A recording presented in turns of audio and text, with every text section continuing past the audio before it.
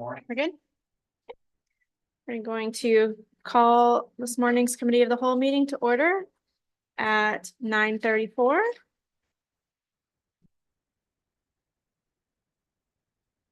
First item is the approval of the agenda. Are there any additions to today's agenda? Reeve Hall.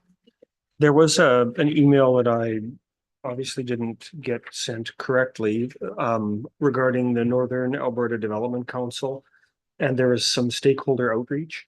And I had hoped that we would be able to participate and talk about it and respond to that. I think Councillor Wallach attended the in-person session and just trying to figure out how to forward the email to Leah, but. So item 8.1, NADC stakeholder outreach. And the timing is that it's due before the end of this month, before we meet again. Okay. So yeah, NADC outreach. Any further additions or deletions to today's agenda? Seeing none, can we get a motion to approve the agenda as amended? Councillor Cromwell. Call the question. All in favor? Opposed? Councillor Grilic? Okay. I guess that was. Motion passed 8-0. Next item is the approval of the minutes from the May 21st committee of the whole meeting. Are there any amendments required to the minutes? Councillor Chamzik makes a motion to approve the minutes as presented. We'll call the question. All in favor? Motion carried 8-0. We have a delegation scheduled for 10 a.m.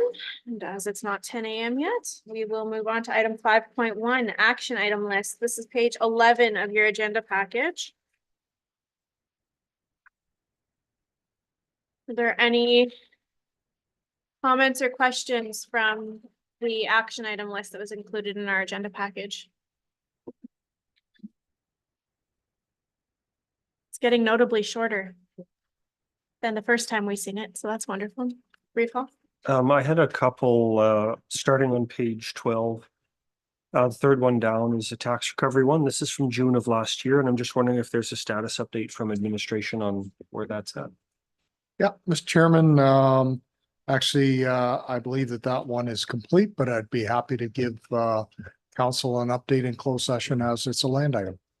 Perfect. Thank you. The other one I had was we had the very last one on the page, CC 23701, regarding the remuneration of volunteer firefighters from last year's fire. Just a serious status update. Madam Chair, I believe that one's done too. I thought that all the volunteers had been compensated, and then we submitted the cost to the disaster recovery program. Thank you.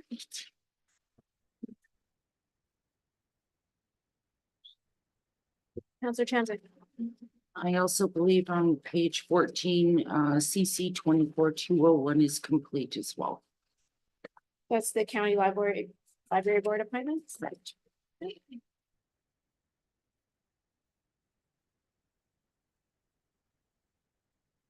Any further comments, questions? Action item list, seeing none. We get a motion to accept the action item list, receive the updated action item list for information. Councillor Wallach. Call the question. All in favor? Motion carried 8-0. Next item on your agenda is the CAO update found on page 17 of your agenda package. Are there any questions or comments regarding the CAO's update? Councillor Holland. Thank you. Just curious on a couple of things. It was mentioned of a Pine Grove meeting with concerned residents. Are we able to share what the concern was? Yes, Madam Chair. That was a request from residents in Pine Grove subdivision north of the river through Councillor Wallach and Reeve Hall. And they had some local crime in the area and one particular property that appeared to be the source of the crime. And so Councillor Wallach, Reeve Hall and I and Chief Shalapai attended from the county. It was attended by a number of residents and the RCMP. Very productive meeting. We learned a lot about what the problem was, and yeah, I think that there's a shared understanding that everyone needs to pitch in to help out these residents. There are some very real issues. Unfortunately, sometimes the law doesn't help us solve them, and that's what came out of some of the answers. The RCMP knows about the problem and is doing everything they can, but when someone really is intent on being on the other side of the law, the RCMP has a hard time. So that's what the meeting was about, and it was well attended by the residents. Oh, that's awesome. Thank you. If I may continue, just made some notes here. The lawsuit meeting for the multiplex, I don't think we can probably discuss it here, but is that something? I would be happy to brief council in closed session. Thank you. I think. Not mistaken, that's all. No, thank you. Thank you. Any further questions? Being none, can we get a motion to accept the CAO's updated information? Counselor Tramzik. Call the question, all in favor? Motion carried 8-0. Next item on the agenda is the department updates. We'll start with the Corporate Services Department update on page 19 of your agenda package. Any questions for administration? Paul. On page 20, we've got a grant in progress for the community transportation bus. I'm just wondering what's the deadline for the grant, and when do you expect to receive the letter of support from our regional partners? Excuse me, Madam Chair and members of council, the letter of support is actually in the town's agenda this evening. So we're hoping to hear sometime tomorrow what the outcome was. And I am not 100% sure when the deadline is, but I will certainly follow up and I can update council on that. The other second question I had was, well, first of all, a compliment on the middle page 22, the middle grid on the reduction on the overall accounts receivable position, greater than 30 days. On the very bottom grid, can you just share with us what actions admin is taking to collect the over 90 and to get on top of the 30 to 60 day accounts? Madam Chair and members of council, are you referring, recall the Accounts receivable accounts on receivable? page 22, bottom grid. My understanding is for any utility receivables after 90 days, we do send them letters after 30 days and then follow up with more letters, and then that goes to the taxes. The receivables, my understanding is that we continue on with letters. At this point, we don't have a collection process or an agency. We have been talking about that internally, but it's just follow up on the receivables just with letters. Do you have is there a plan underway to develop a program, a policy to provide clarity on that? Yeah, Mr. Chair, Madam Chair, yeah, that's what, it's becoming more normal for municipalities to use a collection agency. But really, that's been the last resort to municipalities, but we're both used to a system like that, so we're absolutely willing after 90 days to turn accounts over to a collection agency. Any further questions about the corporate services update? Counselor Gerlich. For some of the commercial water haulers that have some of the big accounts, and a lot of other municipalities, they generally have to buy their water in advance, pay for it in advance, and then pick it up as opposed to being chased for it. Is there any appetite for maybe changing our approach to this? Madam Chair, we're absolutely open to making interim improvements, but we've actually been spending more of our time concentrating on council's motion for us to transfer all these operations over to the Water Commission. So, I mean, we can continue to make interim improvements to our system, absolutely, but most of our efforts have been towards transferring the whole works over to Water Commission. but we're more than willing to make interim improvements if council wants to. Any further comments about the corporate services update? Counselor Holland. Thank you. Just curious, on page 21, we've got a new balancer for the actual costs for the Jackfish Lake fire, and I probably can't be discussed here, but I just throw the question out. Has it been determined how the fire was started? And will there be any further recovery from that particular situation? Or if that is an option? CEO, did you? Yeah, Madam Chair, I thought that we presented the Jackfish Lake after action review to council recently. That's as recent the information that we have. There's nothing more than that. We're happy to get Chief Chalapai to provide council a briefing, perhaps in closed session if he's got more information. Thank you. Okay. I noticed on page 23, it mentions significant updates for policy review is being required. Page 23 is the next director. Oh, pardon me. Yeah. Thank you. I'll leave it for that. Okay. Thank you. Were there any further questions about the corporate services update? Seeing none? Okay. Counselor Holland, we'll come to you for the community and protective services. Thank you. Sorry about that. I've got notes on different pages here. So mentioned on page 23, there's significant updates required for policy review. So I'm just curious, being that it is a call of the chair for the meetings, is there an administrative suggestion on when the next policy review meeting may be beneficial? Or would this be, you know, if there's, I hate to call a meeting and then end up it not, nobody being ready for one. So you're talking about the second bullet point under a few of the projects that are being worked in? On page 23. Madam Chair, as you will have noticed, we bring a lot of policy review directly to committee of the whole or council. So if you want policy review committee in addition to that, we're fine with that. But it's working by bringing items directly to council. If council wants more policy committee meetings, we're happy to do that too. Thank you. Yeah, I think there's something that we should look at with regards to just adding policy review to committee of the whole rather than having a separate committee for it altogether. As you mentioned, it's working very well. So hopefully we can look at changing that up as well. And I just want to make sure I don't go into another one here, page 23. We did that one, some updates. I'm not sure. Baptiste Lake Fire, Baptiste Lake Department remains on Kitech, even though Richmond Park Caslin transition to Parkland Dispatch. Is that something that's going to happen with Baptiste Lake here soon? Yep, for sure. It's a work in progress.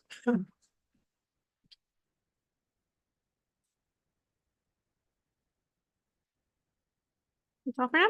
Any further questions about the update from Community and Protective Services?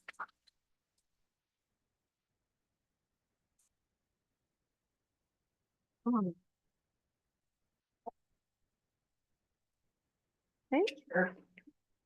Fine. Just came across one more quick question. I think it's great community transportation's being helping out with the AU convocation in June. I was just wondering if that was a donation in kind or if that is a rate that's being charged for that. Madam Chair, yes, they'll be charged the regular rate, just like any other group. Thank you so much. Thank you. Refall. I just want to point out the above average building permits for this year. I think that's a positive sign and something that we want to celebrate, and sometimes because it's just in these reports, we read it and mark it off mentally, but it doesn't maybe get the public attention that it deserves. So it's just nice to see the number of development permits and above average building permits.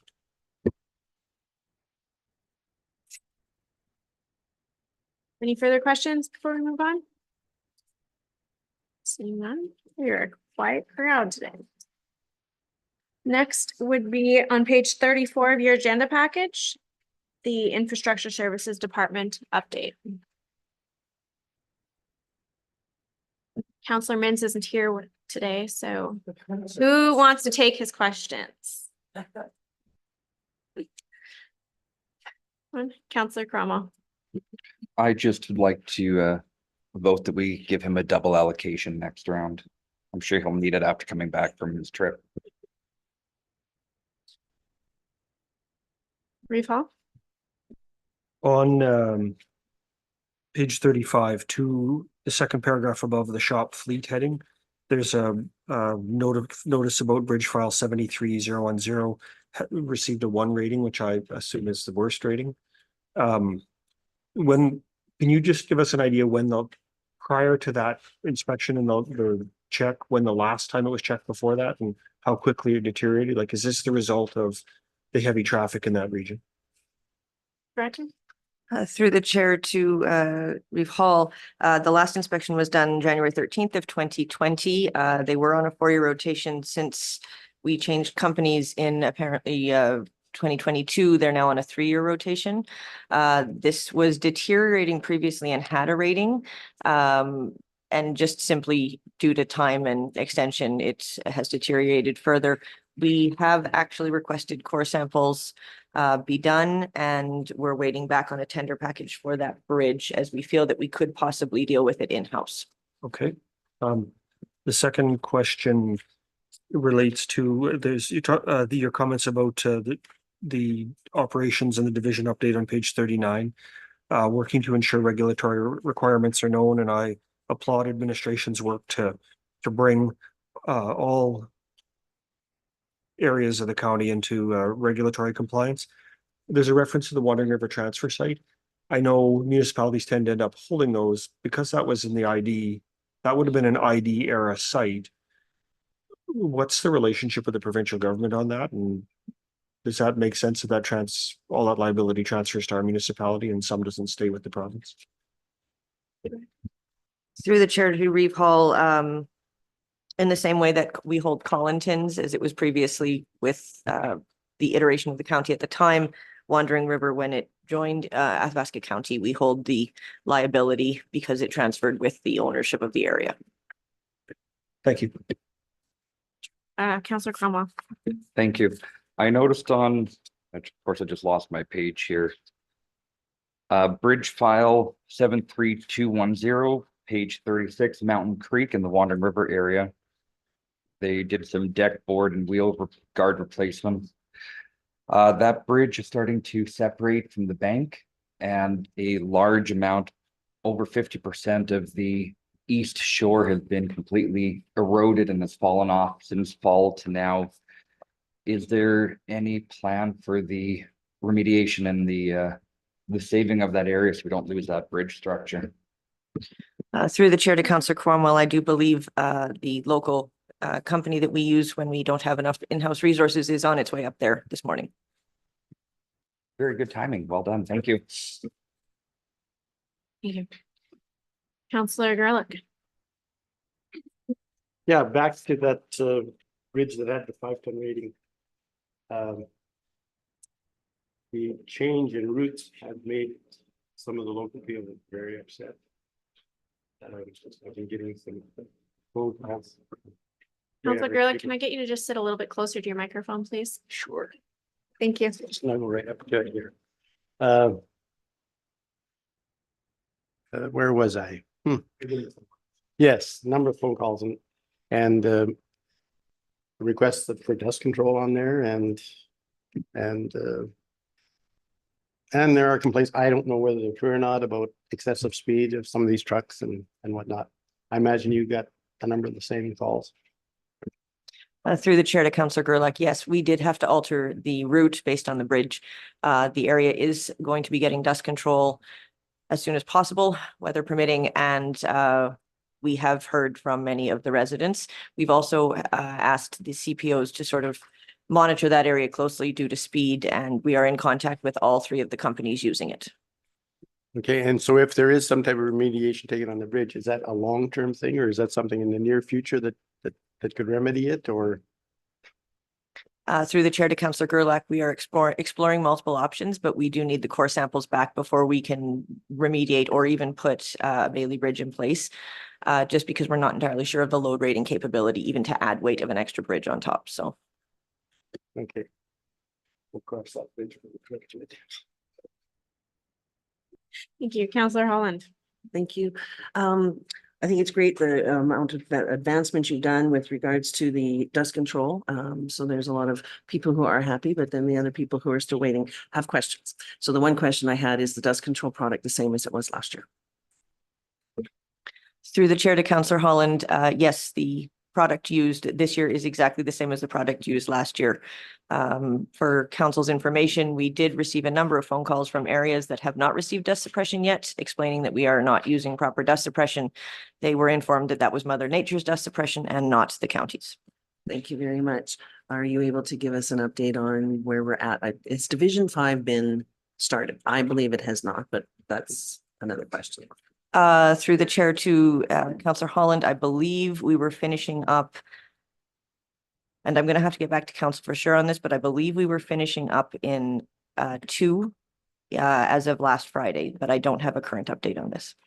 Thank you very much. Page 34. Thank you. Counselor Wallach. Just on that topic. This is obviously very late and I understand the weather. But it seems like every year the dust control is just, it's too late after like seeding season is done. Like all the traffic is in May. And there's a lot of dust from all the agriculture stuff. So can we look at moving it up a little bit, weather pending? Like, I know it's tough, but. Through the chair to Councillor Wallach, we had actually hoped to be complete for the dust suppression program by the May long weekend this year. Unfortunately, due to the unusual number of frost boils due to a lack of winter snow coverage and the rain that Mother Nature has provided since then, we are very far behind. Thank you. Counselor Gerlach. Has there ever been a thought to doing some of the dust control real late in fall just before freeze up? Through the chair to Councillor Gerlach, if we don't work up dust suppression sections based on the current product we use, you end up with ice sections by and large if we don't get a whole lot of snow coverage. So it would really create an unsafe situation. And that's why in the policy we say we'll work up the dust suppression at the end of October. So it hasn't been considered to be put down because in my opinion, it would be considered unsafe. Okay, that's a good reason. Thank you. And secondary to that, the shoulder pull that's going on in the area. What concerns me is some of those roads were only built 10 and 15 years ago. And we're into shoulder pulls on these roads. And in fact, the road directly in front of my place was built 6 years ago and it's now 35 feet wide. And certainly it's ready for a shoulder pull. And I don't know if we're gonna be shoulder pulling the ones that we just recently built. We got a problem. Through the chair to Councillor Gerlach, we are reevaluating in-house the situation of shoulder pulling, its benefits, its detriments, and its reasons. So we will be able to come back to council with the next major public works update day on what we see going forward as suggestions for 2025 budget. One more quick little dig, because I would have much rather seen that fiber mat dealt with at Prairieville. I mean, there's chuck holes that are this big and 8 inches deep. And I would have. Yeah. And sometimes you hit two at once. And it would have been my preference to see something done with that as opposed to that shoulder pull that went on. Thank you. Counselor Reeve Hall. I'm just right. Isn't your house on a major gravel haul road? Yes.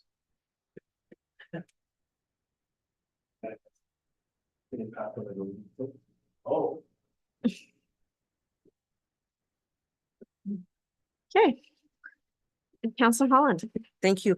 I also noticed on page 37, there's been some bridge sweeping or bridge decks are being swept at quite a cost. Can I get a bit more information on what that means and why and what all that is? Why that's happened? So Through the chair, this is a new item for council to see. We have started with an in-house bridge maintenance team this year, as opposed to waiting for STIP and waiting for complete failure and contracting out at large sums of money. This is preventative maintenance and or maintenance that can be handled in-house. So sweeping of a bridge deck is very important because otherwise you can lose sight of anything missing. If it's covered in gravel, you might miss holes, you might miss rotting of different parts of it. So this is all being done by in-house forces. Thank you very much. I just have one more other question here. I noticed also mowing won't be proceeding until all the hold harmlesses, which makes sense, are back in. Is there quite a list of of those documents we're waiting? I just noticed there's a few cemeteries, of course, that are requiring some help. Through the chair to Councillor Holland, some of our more religious-based cemeteries require signatures of the bishops, and it's been somewhat more difficult. Thank you. Councillor Chanzik. So on page 37, this is going to be part of our somewhat regular reporting on bridges and stuff. I'm just kind of curious about some of the empty maintenance sections and so on, comments. Will we be able to see a list of that later on? Sorry, through the chair for clarification, Councillor Chamzak, you're referring to like underneath the blue line, the first line in white that doesn't have anything in it in the comments? Yeah, that and then the green with the where it says maintenance complete, the materials, and then the comment section and some of the listings on the bridge files. So through the chair to Councillor Chamzak, you will see this document evolve as they finish things and get to them, but this is just a list to date of what we're doing. As we get to the end of the season, you will see it will be full. Okay, thank you. Councillor Cromwell and then recall. Thank you. I did want to mention a kudos to your department. The Boyle Fish Pond area does look great. The photos don't do it justice. And also very excited for the landscape to begin here at the admin building and get that cleaned up. So your team has been doing a great job, and please pass that on. Thank you. Recall. A colleague's comments about the cemetery reminded me of a question I had regarding why the Boyle Municipal Cemetery is named the Boyle Municipal Cemetery when it is owned and maintained by Athabasca County. Last time I was there, we don't even have a sign that recognizes that it's not Boyle at all that has anything to do with that. Couldn't your crew get some credit for the fact that it's the Athabasca Municipal Cemetery, Athabasca County Municipal Cemetery near Boyle? I just think we've got a strange name and it does like, or at least a sign. Madam maintained Chair, by the I don't county. think administration would be prepared to answer that Madam today. Chair, we just need a council motion. None of us have any background why it's named Boyle. That is the closest community, so. Councillor Chamzik. Just a couple questions when it comes to this small mowing. Is administration in any need of any help of finding some of those operators of those societies and whatnot?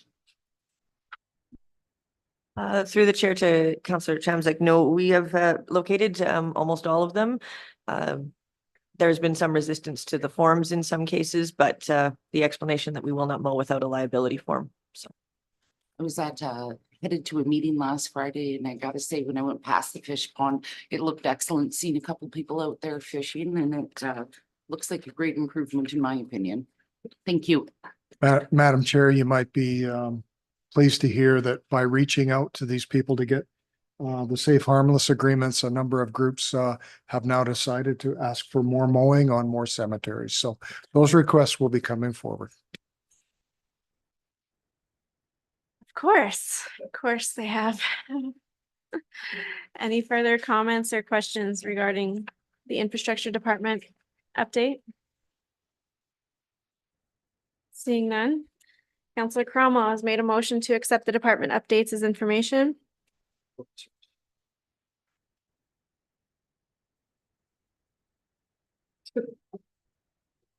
You're on to the next item already. Okay, I'll call the question. All in favor? Motion carried 8-0. Next. Madam Chair, our delegation is, Yep. is here. Great. Can we take a 2-minute recess while we allow for our delegation to enter the room and get set up? And then we will return. Thank you.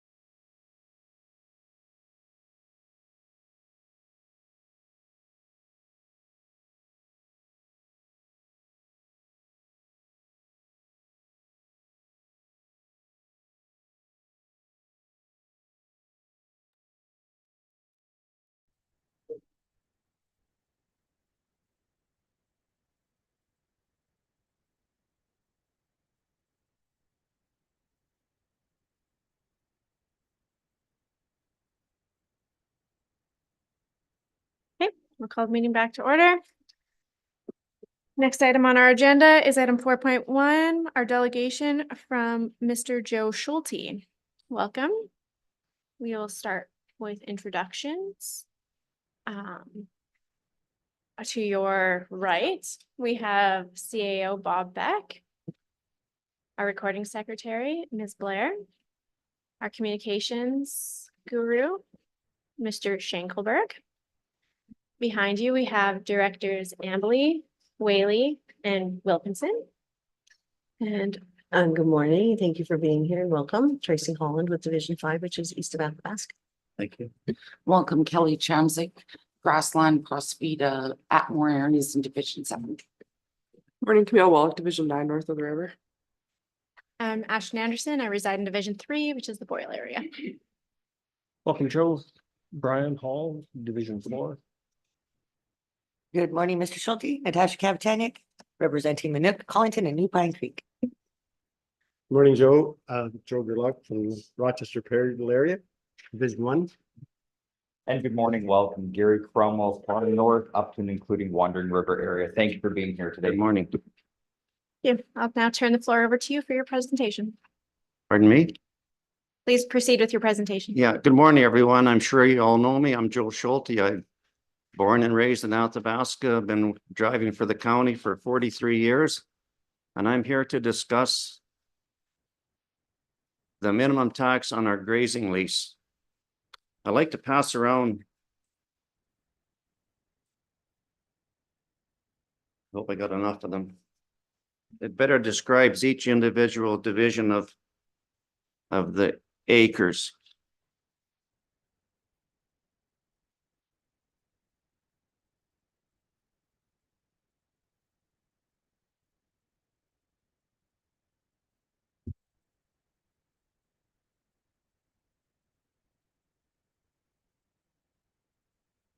Got enough?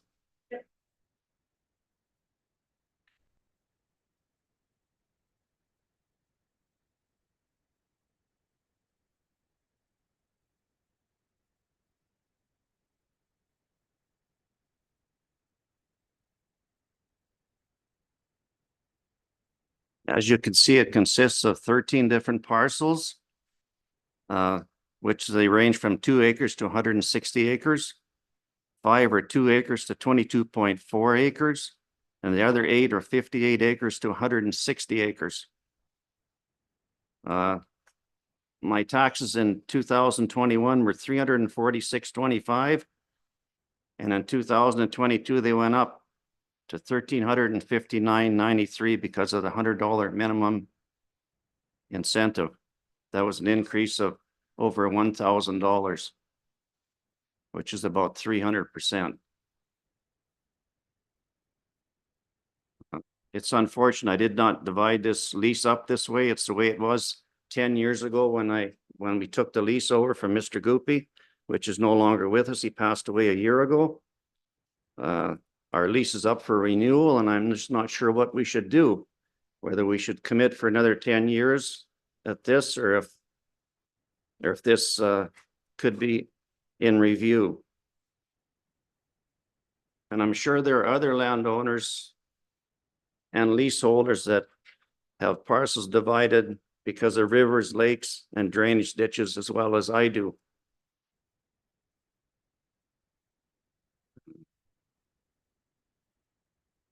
The only access through this lease is through private property of the Goopy family.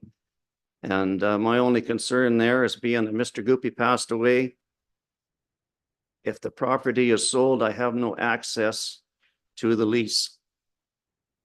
And I positive the county does not build roads. I'm sure of that, but anyhow, that's another issue I have.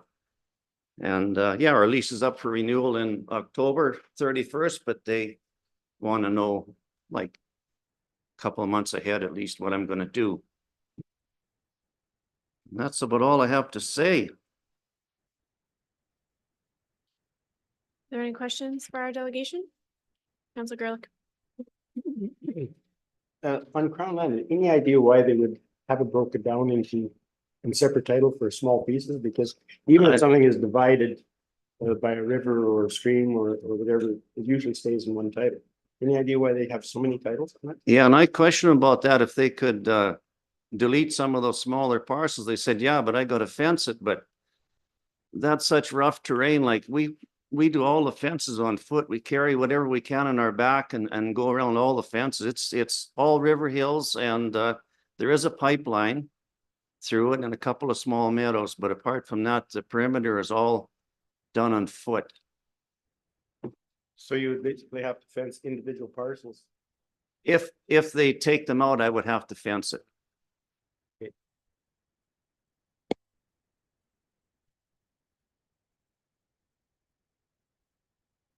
Any further questions? Refall? Thanks for coming and sharing your concerns, Joe. Do you have any guess over what the value of your land has increased over the last 20 years compared to how your taxes have changed? You mean the leased land or our farmland? All of it? Well, farmland has gone up considerably in the last number of years. We all know that.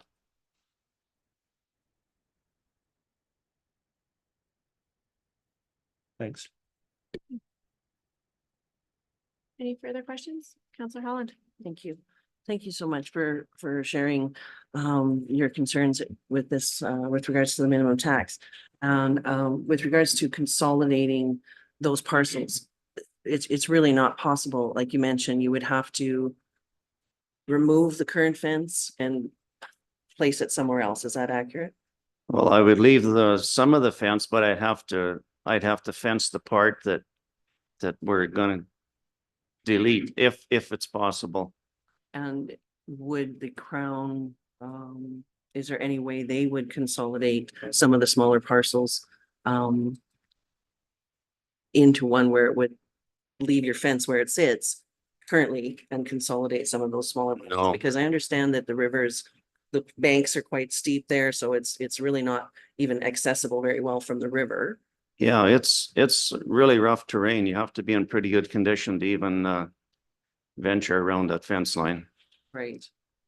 And then to come in through the private land only, is it a farm access road type scenario or is it just? Yeah, it goes right down through the Goopy property and then heads out to the west and that goes down to the gravel pit that the county is apparently are going to reclaim.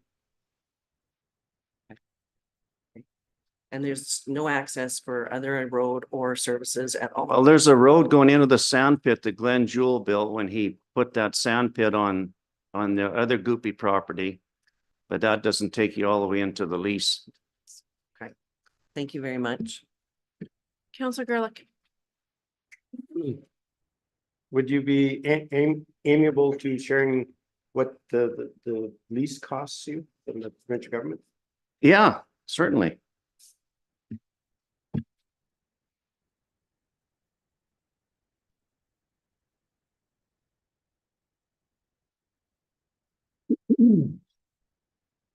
Okay, in 2022, we paid 292.32. 2003, 517.44. 2024, 838.12. And I questioned this price and they said it goes according to CAF prices, so it can fluctuate up and down. Megan Washchuk is the lady that's in charge of the leases now. So right now, the taxes exceed the lease cost. Pardon me? Right now, the taxes are higher than the lease cost. Yes. Okay, thank you. Any further questions? Seeing none? Did you have anything else you'd like to add, Mr. Schulte? That's all that I.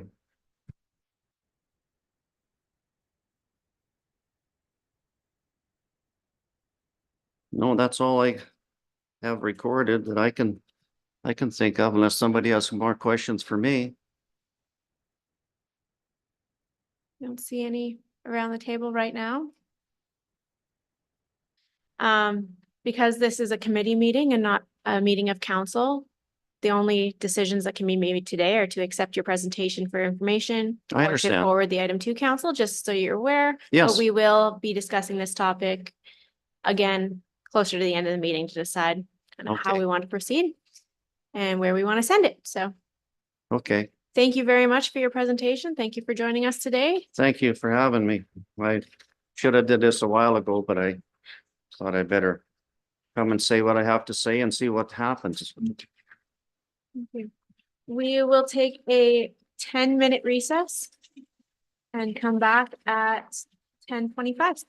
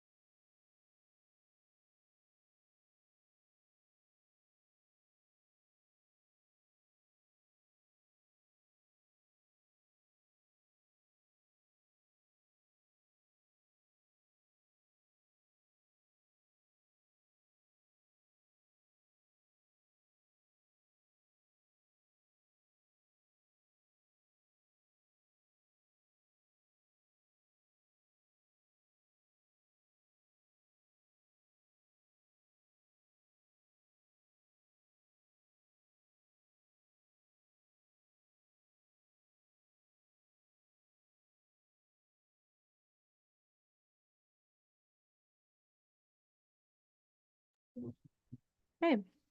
We'll call the meeting back to order at 10:25.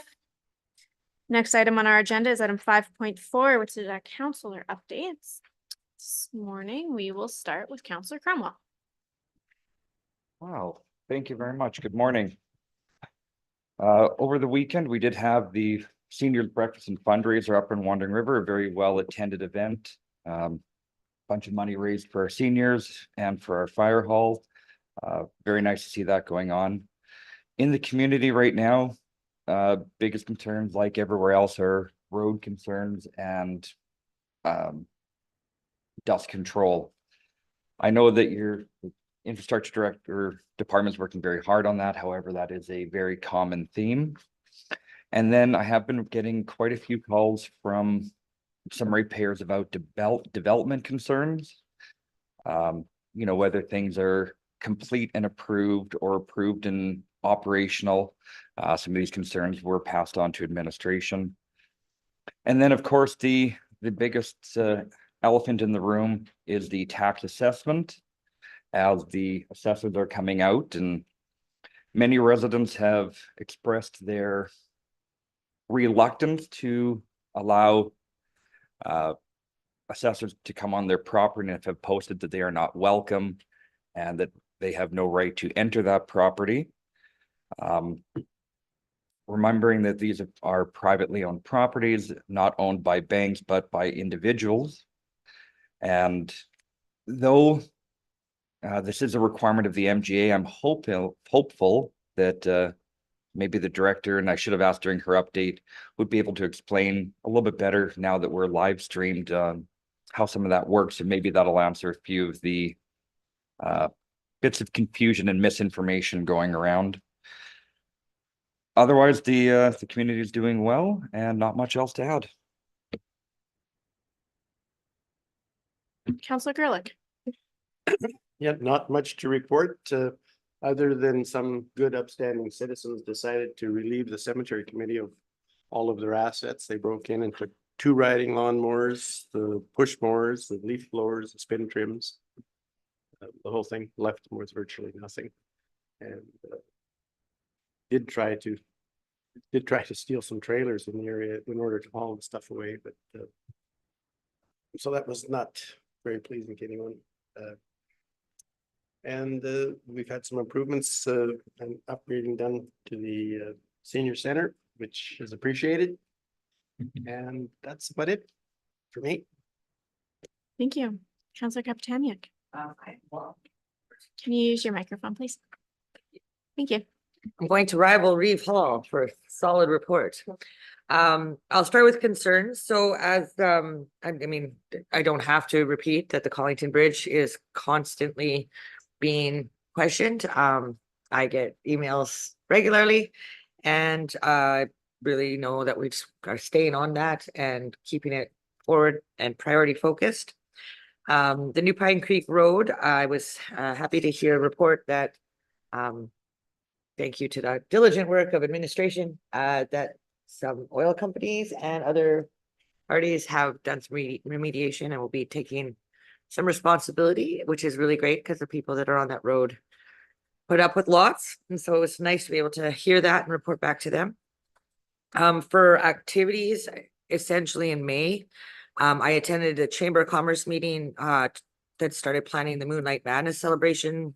And ideally, I'm not a member of the chamber, but it was open to all business owners in the public. And I thought that it was really well attended and that there were many good ideas about how to promote business locally and how to bring attention to businesses that are outside, specifically the town of Athabasca, and allowing them to come into other businesses to showcase. And that's the first time that I had somebody brainstorm that. So when that gets a little bit clearer, I'm going to report back because there are going to be a list of businesses that will open their doors to allow county businesses to come in and say, set up a table or whatnot. Like say you have a water hauling company in the county, you can come and set up a table with information at another business on Moonlight Madness, which I think is a really great partnership. I did attend the Rochester, New Pine Creek and Collington community garage sales, which were all fantastic and a really great way to visit and meet people. And I will say that when I was in Rochester, it was the Mother's Day tea and we had egg salad sandwiches and a bake sale. and it was wonderful, and their stairs were tragic. And then I read that their stairs got repaired, and that made me even happier. So again, great work, and I'm sure the community of Rochester was really happy about that. New Pine Creek was really nice to visit with people, and Collington as well. Just lots of traffic, and everybody comes because they want to see my house, which is nice. We had I went to, all our regular committee meetings, ARED, the strat planning multiplex meetings. I had a meeting one evening with Jennifer Pasco from AU, helping her with ideas on how to organize the volunteer list for convocation, which is tomorrow and the next day. And that is going to be extremely well attended. So look forward to a lot of people in our community. And I hope that you guys can be there and to greet people and shake hands. FCM, I'm going to be doing a completely separate report, and I'll put it in the agenda because there's just so much. There was so much, but obviously the highlights were being able to network with people from across the country, as well as be front row to see our federal party leaders speak, Trudeau, Singh, and May.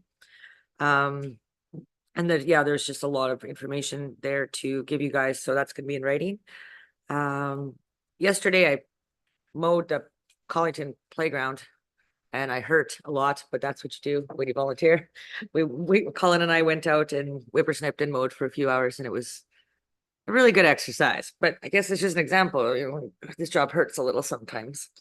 I did send out an email just like 10 minutes ago for our activities calendar, or I should say events calendar. The Minuk Homecoming is August 2nd to 4th, and there is a complimentary pancake breakfast in the Saturday morning. And if you want to attend the dinner and dance, it does require tickets, but I did send out the information that has been put out by Mrs. Paquette.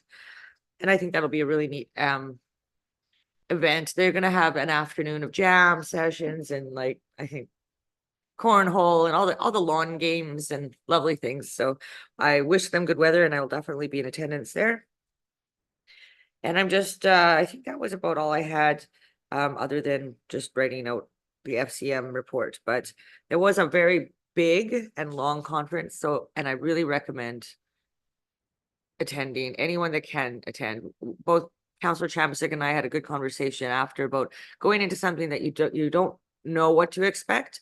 And you're kind of honestly wondering if it was going to meet or exceed your expectations. And the value of information and the volume of information, I really think it was important that multiple people go, because there's no way one or two of us could bring back what we're bringing back. Because there's so much going on at the same time, but it's also over 3,000 people. So, when you think about it, there's 6 sessions going on at the same time. You spread that out over a group, you can get a lot more bang for your buck, I would say. Anyway, I could go on about that, but I'm not gonna. Wonderful. It's a good week to be here. Thank you. Councillor Holland, you next. Thank you. May 23rd, of course, we did our strat plan workshop, which was great to take a look back and revisit the path forward. May 24th, I attended the National Public Works Week luncheon, which was absolutely fantastic. The events that were happening and the smiles and the laughter that took place was a testament to a job well done. So thank you very much for that. May 31st, attended the community barbecue to celebrate our healthcare professionals at the Riverfront in Athabasca. Put on by, I believe, the Rural Health Professions Action Plan Group and the Regional Health Care Attraction and Retention Committee with the Athabasca Rotary members, serving and cooking and barbecuing. It was delicious. The food was absolutely delicious. But thank you very much for all of it. It was bitterly cold that day, but there was a good turnout there as well. And it was so good to see so many people come out and appreciate our healthcare workers. June 1st, of course, we talked about the Trans-Canada Trail Care Spring 2024 grant cleanup, which we did in Collington. The next one was supposed to be the 15th. However, that will be now the 29th because of how wet it was, that it wasn't a good idea to go out at that time. And also the Twatna Watershed Group, not only did they on the 1st in Collington take out invasive species and plant native species, they did that in June 14th in the town of Athabasca along the trail as well, which was excellent. Again, June 5th to the 9th, the FCM, I'll echo the words that Natasha Kapitanik already put through. Excellent conference, well attended, very interesting, a lot of information. So again, that will be coming in writing. June 15th was the Northern Alberta Lemonade Day, and that is very cool. Came into town. We enjoyed some of the many selections of different lemonades and different foods. And yeah, I thought it was just absolutely amazing to see this program as being such an great way for youth on how to start and run and operate their own business. And they took it very seriously. I was so incredibly impressed with their food and beverage certifications that were being displayed and how they were keeping ledgers. It was just awesome to see. So I thought that was pretty amazing. June 16th, of course, was we had great Father's Day celebration. So hopefully all the dads out there had a great day. Through the month, I also connected with many residents, and there was the main points that came forward out of the discussions, of course, as well. Carleton Bridge was huge, and roads were huge. People understanding, of course, weather and whatnot, but looking to get rid of that washboard was one of the biggest things. Trails was interesting, came up quite often with regards to non-motorized and motorized trails, which I thought was a real good mix and a really good conversation of what people knew and what they didn't know, where to go, and you know, where they could ride, where they can't ride, and all of that kind of thing. So I found that was a really good conversation. Another one that came up was requests for improvements of communication and transparency, which I think is in every government agency. The other one was dogs, was huge. Got a lot of phone calls on dogs. Rundown and abandoned buildings was another one. Water rates was another one, and cell service and broadband. So it's the common themes that we usually hear about from our residents. So continued training and learning in disaster preparedness, more trail research, minimum tax research from today's delegation was interesting. Grant availabilities, cell phone and broadband research, spending a lot of time trying to find the answers that people are looking for. And then again on coming up, June 21st, the Athabasca Native Friendship Center will be hosting the National Indigenous Peoples Day at Athabasca Riverfront from 4 to 7. So bring your own lawn chairs. There's going to be entertainment, food and beverage. It was excellent last year, so looking forward to it again this year. And again, good weather, also hoping for them. And June 22nd, real quick, this weekend is also the Jumpstart Barbecue Hot Dog Fundraiser from 11 to 2. At Canadian Tire, and the Athabasca Classic Cruisers will also be there. And there's a first annual, I can't really remember exactly how it was, but it's motorbikes and mushrooms and something else happening in Perryville on June 20. It's a camp out, June 29th, 30th, and 1st. They're doing a motorcycle parade, pancake breakfasts, and all kinds of things happening in Perryville. Yeah, so it just came out. Bruno Wiskel is the contact for this. So they're going to be learning how to pick fresh mushrooms, and there's all kinds of a neat function that's coming up here real soon. So June 29th, 30th, and July 1st, I believe. But I'll send that out to everybody in an email. I just happened to run across it. So I think it's great that a lot of our little hamlets are doing all of these amazing little events, and we'll add it to the calendar as well. Thank you. Wow, Counselor that's a Chambliss. lot to follow up on. You do. I try to do most of my reporting in council meetings for committees. I attended the Strat Fund workshop, Public Day luncheon near the end of May. I was also asked by Grassland School to celebrate the kindergarten grade 9 grad and gave greetings. I attended the annual healthcare barbecue. It was very well attended. Judged some stall signs for the 4-H beef sale as well. Did the cleanup in Collington for the Athabasca Trail. And to echo everyone else that went to FCM, I urge any one of my colleagues, if able to go, it's great to have a true small rural voice at these tables, and my report will be coming soon. I attended the Wandering River Senior Pancake Breakfast this weekend, put on by the campground owners in the area. Also brought Kim Lewis along, our seniors advocate, you know, great way to have some of those great PR information handed out. And I also attended the Boyle Trade Fair as well. And then along with my various meetings such as FCS, Boyle Library Town, and Northern Lights. Thank you. Thank you. Counselor Wallet. Well, everybody almost talked about what I did already. So attended the NEDC meeting with Tanya Yao. He's the parliamentary secretary for small business and economy or something.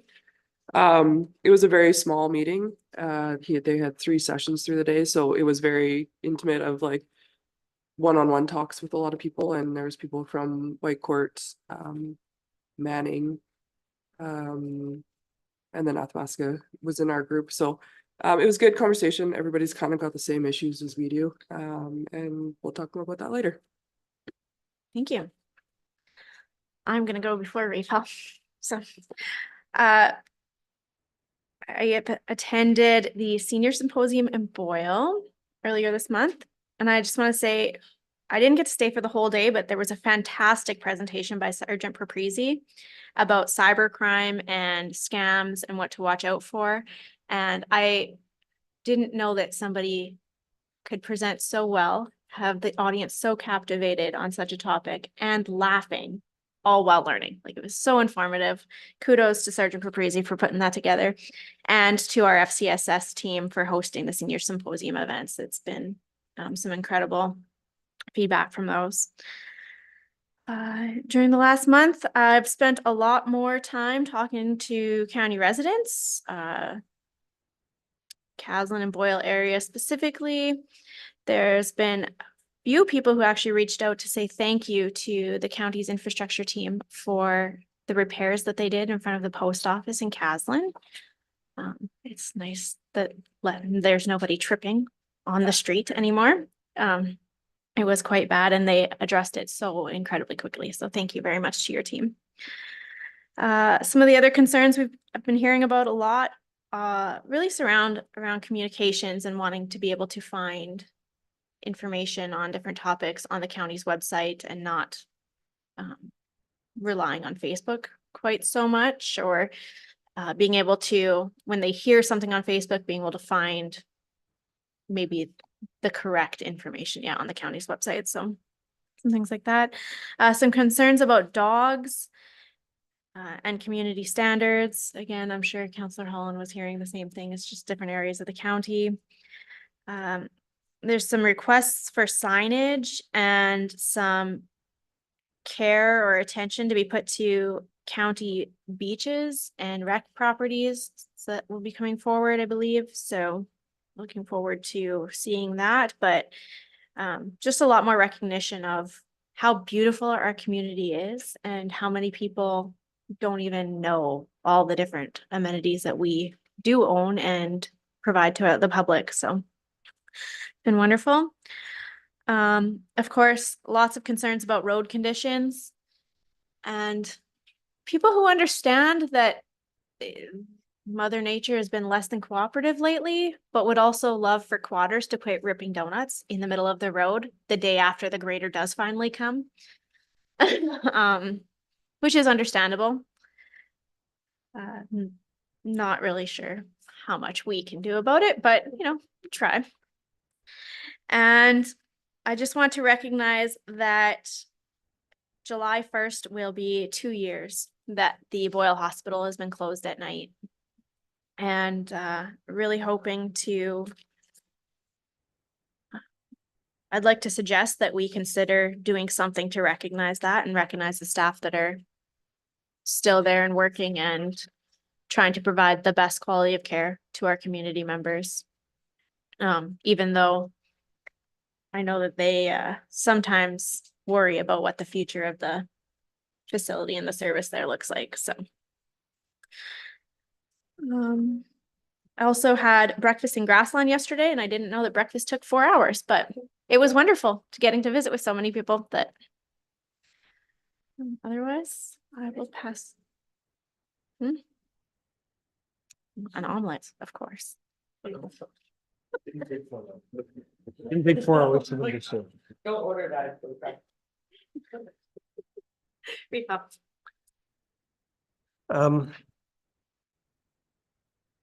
I was attended the equipment rodeo like a number of other folks here, and I think it was great to observe the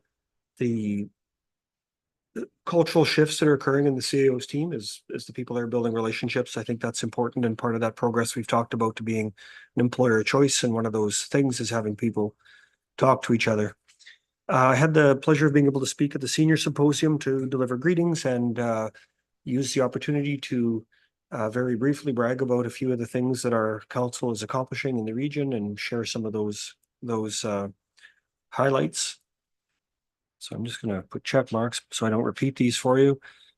I've had, some discussions recently and more kind of potentially coming up with developers about housing in the region generally, cost to build, cost to service. I know Director Whaley connected with some folks that seem very interested in further exploration in the region generally.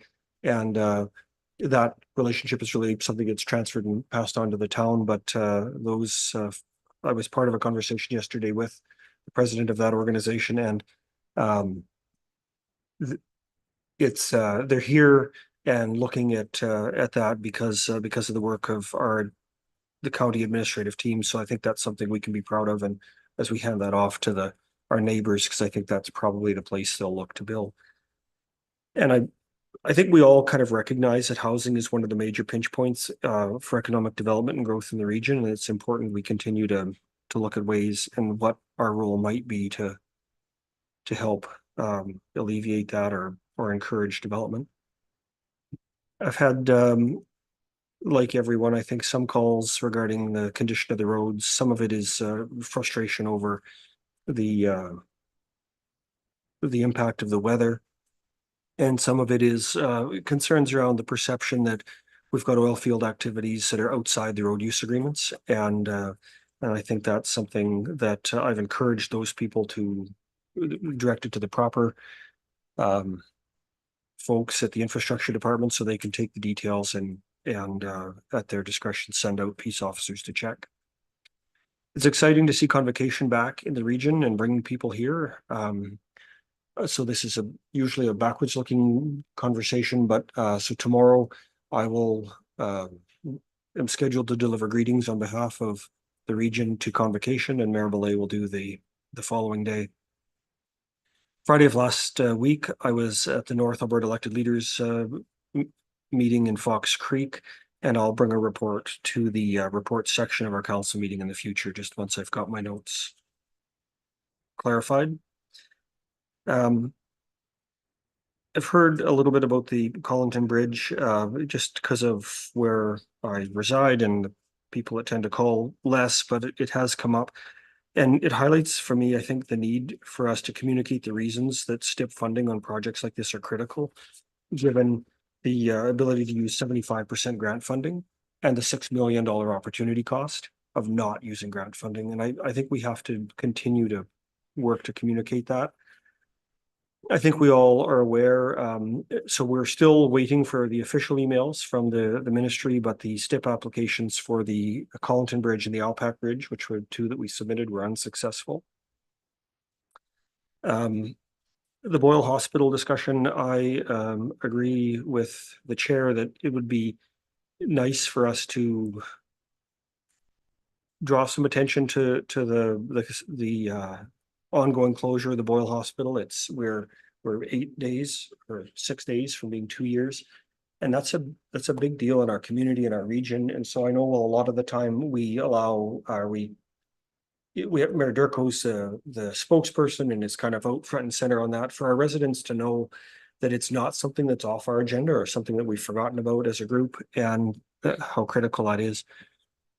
Janet Barclay from Alberta Health Services called me on last week, and part of that conversation related to the internationally educated nurses, that the transition from their home country to rural Alberta has been more challenging than even they anticipated, and required more resources to help them be successful. And so there's still work and there's still lots of learning. I know for me, one of the real big lessons at the beginning when we first heard about this announcement was, I think we all hoped it would be 3 months, 6 months, we'd have something together and be back in business. And as much as I think that was still a good path to have taken, we probably should have kind of ran two parallel plans. The second one being a multi-year plan that said we should be considering maybe investing in LPNs and with some scholarships and some encouragement to take people who are already here and encourage them to upgrade their skills through the bridging programs that are offered through Athabasca or the University of Calgary, Portage, all those places, and bridge their LPN to a registered nurse qualifications. I did speak with Mayor Durko yesterday and Deputy Reeve, and we thought it might be nice near the 30th or the 28th, I think, because that's a Friday, to show up at the Boyle Healthcare Center, maybe with some coffee and some cookies or something, just to try to help build morale and encourage the folks that are still working hard there.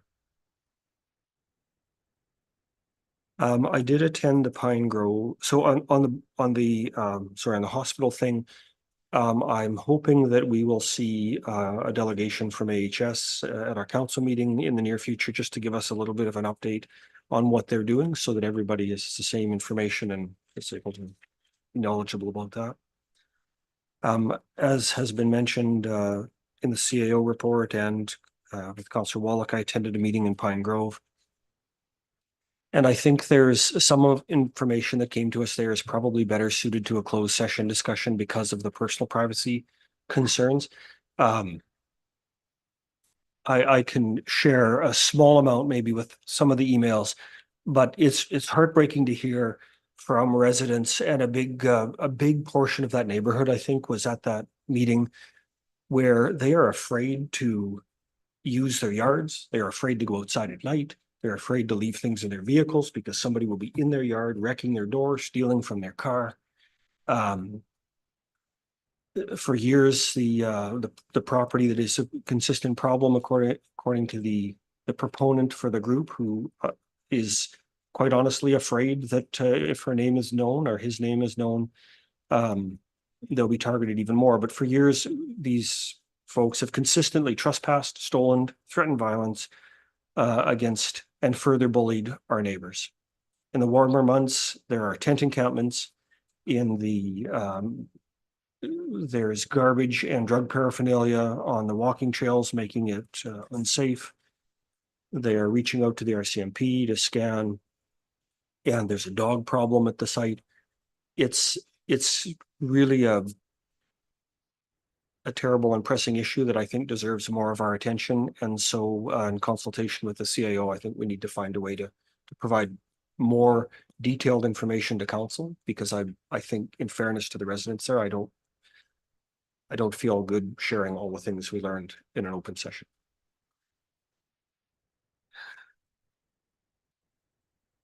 I think that's it. Now, Councillor Minns usually will tell you a lot about water commission and water those things, and I'll tell you that I'm certainly glad that to have work with someone so passionate about water on that committee.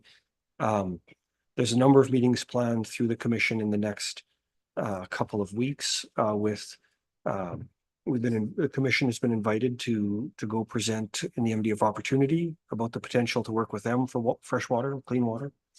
I've reached out to Chief Aluk of the Big Stone Cree Nation to see if his community's level of interest as well, to see if there's a multi-party group there. There's discussions ongoing with Thorhild County that again are still in the discussion stage, but where there's some potential to have conversations there as well. And the rest of the things that happen, you see through the regular reports at council meetings. So I think maybe before the end of the day, appreciate getting an understanding from council on your, our thoughts generally about the Boyle Hospital idea, if it makes sense to go over there, and to council to take over a box of coffee from Tim's and pick up some cookies, and just make sure the folks who are working there don't lose faith, because 2 years, for me, it's almost unbelievable that it's been that long. Thank you. Just on to touch on that, will that also be going through like the retention and attraction committee? Okay, just thought maybe that might be a good place It's for still recognition. such a small amount, I think. Like, I don't think, we don't have time to organize that. Like, based on if I mean, to be blunt, if I planned things like 8 weeks in advance, that would have been a brilliant idea. This is something that kind of came up in discussion yesterday, and I don't think there's time to organize that. Maybe not organized, but it'd be great if it was recognized as well through that, through the attraction and retention committee. It'd be great. Just a correction as well that I'd like to make on I pulled up the flyer, the Perryvale St. Thomas Christian Motorcycle Association, first annual Motorcycles, Mushrooms and Music Campout. And that's June 28th, 29th and 30th. And then, yeah, so just that correction, I gave the wrong dates. Thank you. Would you also like to make a motion to accept the counselor updates for information? Yeah, I'll receive those, Wonderful. receive for information, yeah. We'll call the question. All in favor? Motion carried, 8-0. One thing I should add, council's been receiving a lot of credit Can you use your microphone? for the Thank you. drought mitigation that they put into play. Yeah. Thank you. Okay. Let's move on. The next item on our agenda is item 7.1, draft signing authority policy. I believe this is started by an administration, so I will turn the floor over to Director Amberly. Thank you, Madam Chair and members of council. Before you is a report that is about check and document signing authority for the policy and procedure. So the reason we're bringing this to you is we want to formalize the process. The MJA does designate a chief elected official, which is a reeve, and any other appointed signers on behalf of the county. In this case, it would be the deputy reeve. I don't think there's a policy in place. In speaking with Leah, and I think in the past years, it's just been the corporate services director and the CAO. We want to formalize that process, and in this process, we also want to add the 2 directors. Should the CAO and I be away, we don't want to hold up the process of signing checks. We want to make sure that we can proceed with that. And then also in the procedure, we kind of outlined some of the best practices, such as making sure that the proper documentation is in place along with the check. And also making sure that if there's a check written, for instance, to the reeve, and the reeve signature is already on there, that the deputy reeve should probably also sign it as well, because a signer should not sign their own check. So it's just best practices. We haven't been doing anything wrong. It's just that being in a process in place, will maintain some consistency. Thank you. Are there any comments or questions regarding the policy? Recall. Interestingly, that was one of the questions that I had brought up, or I had recognized under 2.7 of your procedure, given that I don't physically sign checks, but if I go to mileage check, it has my name on the bottom and the top. And now that I've heard you, I understand there's a workaround to make that happen. There's a couple of things that I think under part 3.11C, I think the final word there should be or versus and, because otherwise that means that you need 3 signatures versus 4.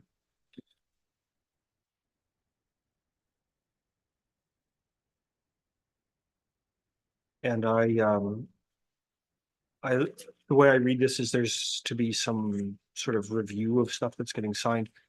And, and I've shared this with the CAO that I have some discomfort that we have a 2 to sign policy, yet I can tell you that in the 33 or 34 months we've collectively sat here, I've never once seen or signed a check in advance of it going out. And so it makes me, have some concern because obviously there's a holograph, an image of my endorsement on every check, and it doesn't. This is a great improvement, and I want to congratulate admin on the work they've done here. And I'd be prepared to move the motion to move it ahead as amended when the discussion is complete. Thank you. Any further comments or questions about the policy or procedure? Councillor Grilic. Yeah, I think I read in there that it requires the signature of the reeve or deputy reeve, or it can be done by electronic signature or whatever. So isn't that a competing philosophy? Because if you do it by electronic, then it really doesn't involve the reeve or deputy reeve. they would electronically sign it with our signatures. Yeah. So then. Why would it be necessary? When it states that it requires the reeve or deputy reeve to do it, then you do it with electronic signature, they're basically not doing it. Administration? Yeah, Madam Chair, I'd be happy to answer. I think the concern is, when you're putting someone's, signature on it, I think that there's, maybe an implied, message that they've actually reviewed the material. In the case of checks coming from the county, the reeve signature is on every check. They actually doesn't get to review them. It's a little bit strange. In our observance, most other places, especially our size, one member of council should review the checks before they go out. So, we're certainly trying to look at that. It requires more time of the reeve or deputy reeve, but it's best practice to have one member of council reviewing the checks. So there's no harm in keeping electronic signatures, just so that long that there's a review process to ensure everything is okay. Yeah. Any further comments or questions? Reeve Hall. Just one further correction, under 2.0, reeve is actually the chief elected official, not the chief elected officer, under the MGA.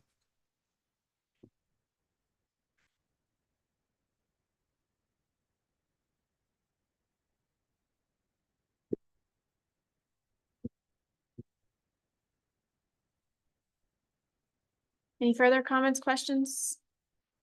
Seeing none. Reeve Hall has made a motion to direct administration to bring the check and document signing authority policy and procedure to the June 27th, 2024 regular county council meeting as amended for approval. And the two amendments are on the policy under definitions. Reeve is the chief elected official. And under 3.1.1C, it should read the chief administrative officer, CAO, or any director or designate. On that, we'll call the question. Oh. Is this a recommendation to council that we do this? That we have Yes. to use that wording in the motion? To recommend? Yep. Thank you. So to direct administration to recommend the check and document signing authority policy and procedure. If it's as you first read it, to direct administration to bring it to council for approval, that's fine. If it's to recommend it to council for approval, I think you should not say to direct administration, because you can't, Yes. administration That can't makes more recommend it. sense. It was not read. This committee that's recommending the approval. The first one did make sense though, correct? To me. That's, as the mover, I'd like to leave it the way it's written with the words as amended in it. Okay.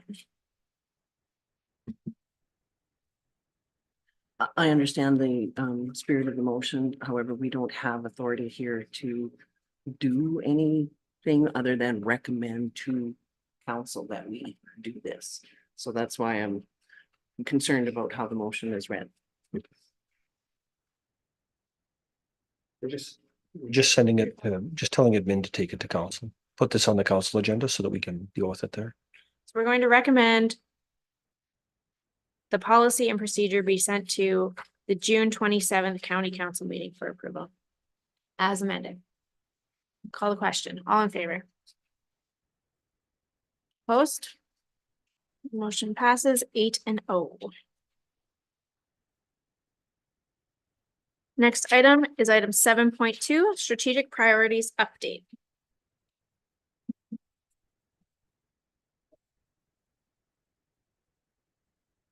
Madam Chair, before you is the report from Ian McCormick of Strategic Steps, who facilitated a session with council on May 23rd. I'm not going to read through it word by word. I think on page 54 of your agenda package, I think it's important to highlight a partial list of things that this council has got accomplished since election. since 2021. Five successes under strengthening our economy, 10 under investing in infrastructure in our environment, 7 under a community that cares, and 15 under effective leadership and organizational excellence. And this is only a partial list. Council's got an awful lot more accomplished than that, but those are just ones that were raised that day. And so they're part of the report. So you've done an awful lot. There's some time left in your term, of course, which was the purpose of the exercise. And I'm only going to talk about the ones today that are highlighted as high priority, which was the voting system that was used that day. Under pillar 1 on page 55, a high priority item was create an Athabasca County specific economic development strategy.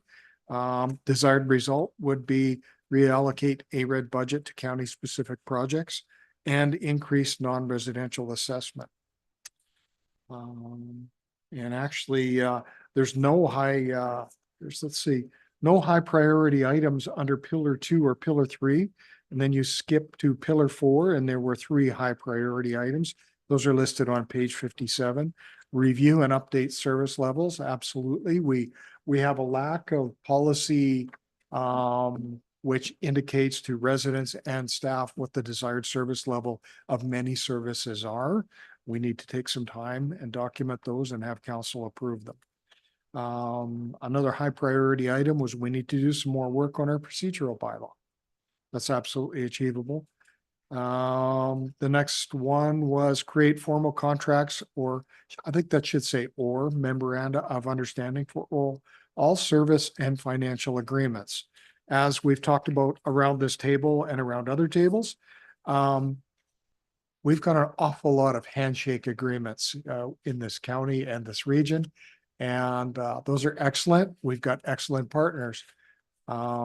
But sometimes those handshake agreements don't survive either a change in administration or change in council. It's important for us to have formal agreements, and especially when a lot of money can be changing hands. It's surprising that that hasn't been raised by perhaps our auditors in the past. And then I'm not going to talk about the medium priority items, Madam Chair, but they're in the report. Lastly, there's some topics that maybe didn't get into there as high priority, but Mr. McCormick has left us with some things that he calls strategic thinking. They may not be priorities or action items, but they were raised. So this begins on page 58 of the agenda package. One of them was county as employer of choice. Council has repeatedly said that. Next one was diversity with an emphasis on Indigenous relationships. The next one, economic development. The next one, election 2025. That's an awful lot of work heading into that, going down the stretch. Certainly for administration and our returning officers. The next one, healthcare in our community, which you raised during your reports today. Still an issue. The next one, infrastructure maintenance and replacement. And the last one, reacting to government of Alberta policy changes, which especially in this last quarter was fast and furious. We've got a lot of things that have been approved, and actually I think we need a discussion item brought back to council to talk about the impact of Bill 18, 20, and 21 and what that means to the county. With that, I'll turn it over to you, Madam Chair. Thank you. Any members of council have any comments, questions, concerns about the strategic priorities that were presented? We're all in agreement kind of on where the high and medium priorities landed. That's great. Councillor Kapitaniak has made a motion to receive the report for information and forward to County Council for adoption. Councillor Holland. Thank you. I appreciate all the information that was brought forward and during the stat plan. Of course, it was a pretty robust and fast and furious workshop. So of course, when you leave, you always have, oh darn, I didn't think of that, or oh darn, I wish I would have said. So I like the idea of having the strategic thinking added here. I'd also like to mention a couple of things that popped up. One of them being trails. We do have an action on our action list to bring a discussion item on trails and trail strategy to a future committee of the whole meeting after the ALT steering committee and the Recreational Trails Association present to county council or committee of the whole. So we haven't done that quite yet, but I'm thinking that that's something that we should be adding into this strategic thinking, not only for non-motorized trails, but motorized trails, especially considering Black Labiche now has completed their intermunicipal trails plan in December of 2023. And within it, it mentions, of course, Athabasca County and Athabasca. It mentions staging areas in grassland and the Athabasca Riverfront, et cetera. So it's one of the things that I would love to see more discussion on as well, especially considering there's a motion in play to do that. The other items that I also came was a huge item, community standards and our hamlets. And we are always looking for ways to attract residents and to make sure that our service levels are where they should be, as well as following our own bylaws. And we have quite a few derelict buildings that may be something that would be a consideration of council to consider looking at demoing, whether that be adding it to tax rolls, really not sure exactly how that all should play out. But to clean up some of our hamlets, I know a lot of residents would be extremely happy to see some of these buildings that are attracting not so favorable people, as well as animals, as well as pests and all those kinds of things that are there. So I'd like to see something like that come out as well in our conversations for strategic thinking, and revisiting our welcome sign program. One of them especially being on 63 coming up through from Edmonton towards Boyle there at the Thorhill boundary. That's one of them that happens to be on my radar. So those three items, I definitely like to have more conversation about and how we would add that to our current listing, as well as where it sits in the priority.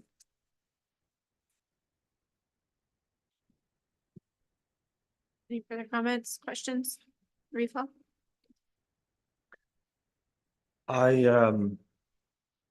I think, you know, when we look at this, the whole point of the exercise is to focus the attention on the highest priorities of council. And then once we've accomplished and are able to check something off, to keep that top list at the most important critical things first things first. And then once something gets marked off, to then move down and reassess what's the next item to come into that, let's say, top 5. And so even within these highest priority ones, I think there's further discussions around what are the specific actions that we're going to take to create a Athabasca County Economic Development Plan, or to review and update the service level stuff. And I think I want to remind us that we agreed to pick our priorities, and not everybody's priorities are going to be at the top of the list, and we have to work our way through those things by giving our administrative team clear direction on the highest priority stuff for council. And so I'm hopeful that over time we collectively can have further discussions to expand on the blue colored high priority stuff. Because I think we recognize that while we're, as an example, the economic development strategy one, our needs are aligned with the success of our neighbors. We also have needs that are unique to the county that don't necessarily translate to both our regional partners on that committee. And I think we need to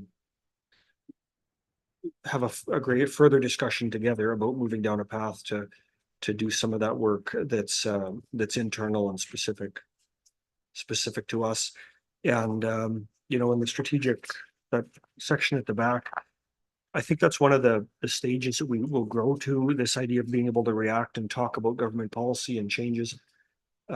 As we move away from operations continuously, we have more time to talk about the impacts and take positions and talk to our residents about impacts of government policy. And so I look forward to days and meetings where we're able to focus on that, because I feel like today, my own personal view is that we've been a little more reactive to it rather than proactive discussions in advance while these things are in the committee stage. So that's what the other, I guess, there's some minor typographical stuff like council should be a proper noun, capital C's and stuff like that. That I think there should be no objection at the table to just getting that stuff fixed is when somebody reviews it for a final edit.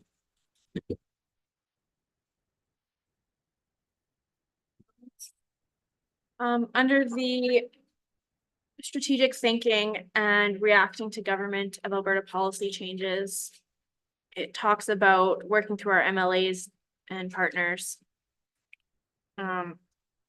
I would like to see it maybe identify that, it's not just through our MLAs or, through our regional partnerships with the town and the village, but also through the Pembina Zone, RMA, NAAGO and NAEL groups that we're part of as well. I think we can leverage a lot of our a lot of traction on items that aren't just specific to our municipality, but to Northern Alberta or or rural Alberta in general through those groups.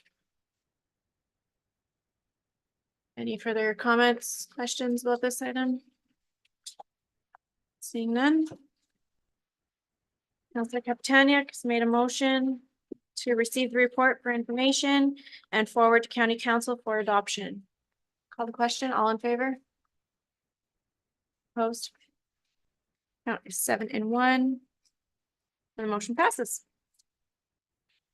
Next item is item 7.3, which is follow-up to our delegation from earlier today. Read off.